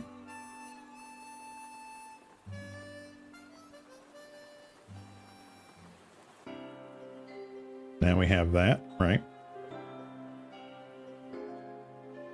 And let's say I don't want to do this just yet because like now they've got blockers and whatever. So I can just Skull Clamp my other dude away. Boop, boop. Now we're full up again. On tap. Draw. So yeah, like this is pretty decent. So we're on turn 6. We've already got the start of our engine, right? This comes into play tapped. Peek at the top 4.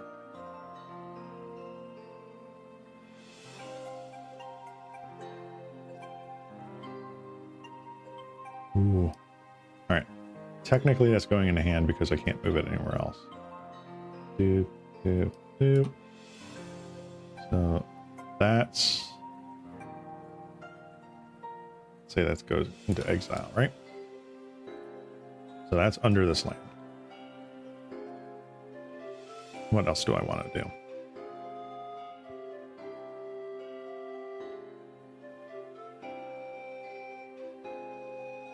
So we got a duder out here that can tap 4 untapped creatures, destroy something, which can fuel this. So like I can tap, tap, tap, tap, and then untap one of these dudes to make a citizen. Boop.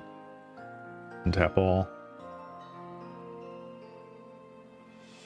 And now suddenly we're just going to town, right? Now we have Rhys the Redeem on lock. We have...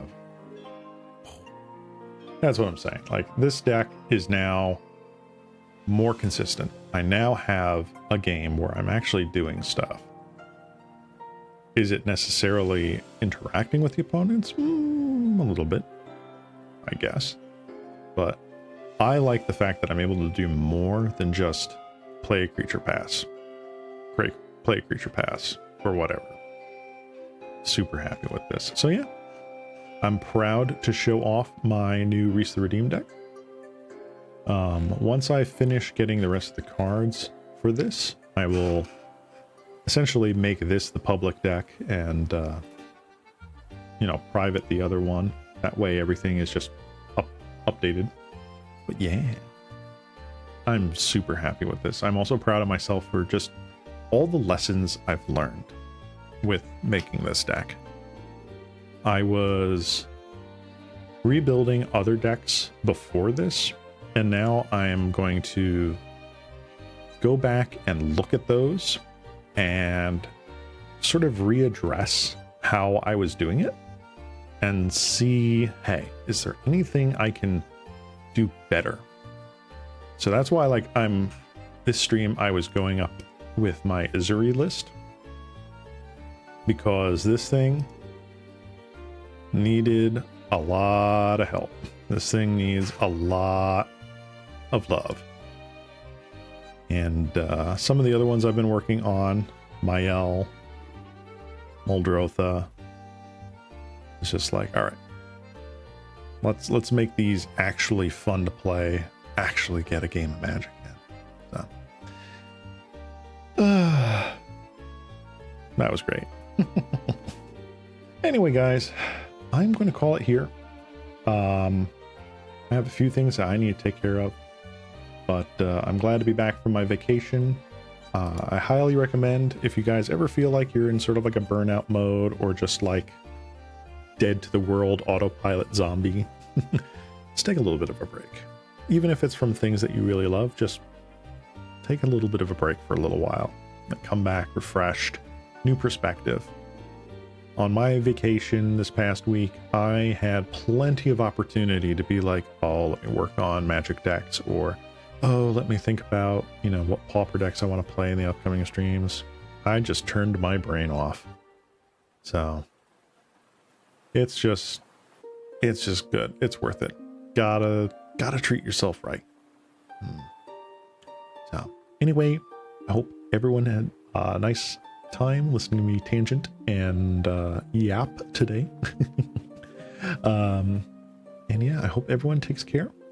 Remember to drink some water and try to catch me later this week.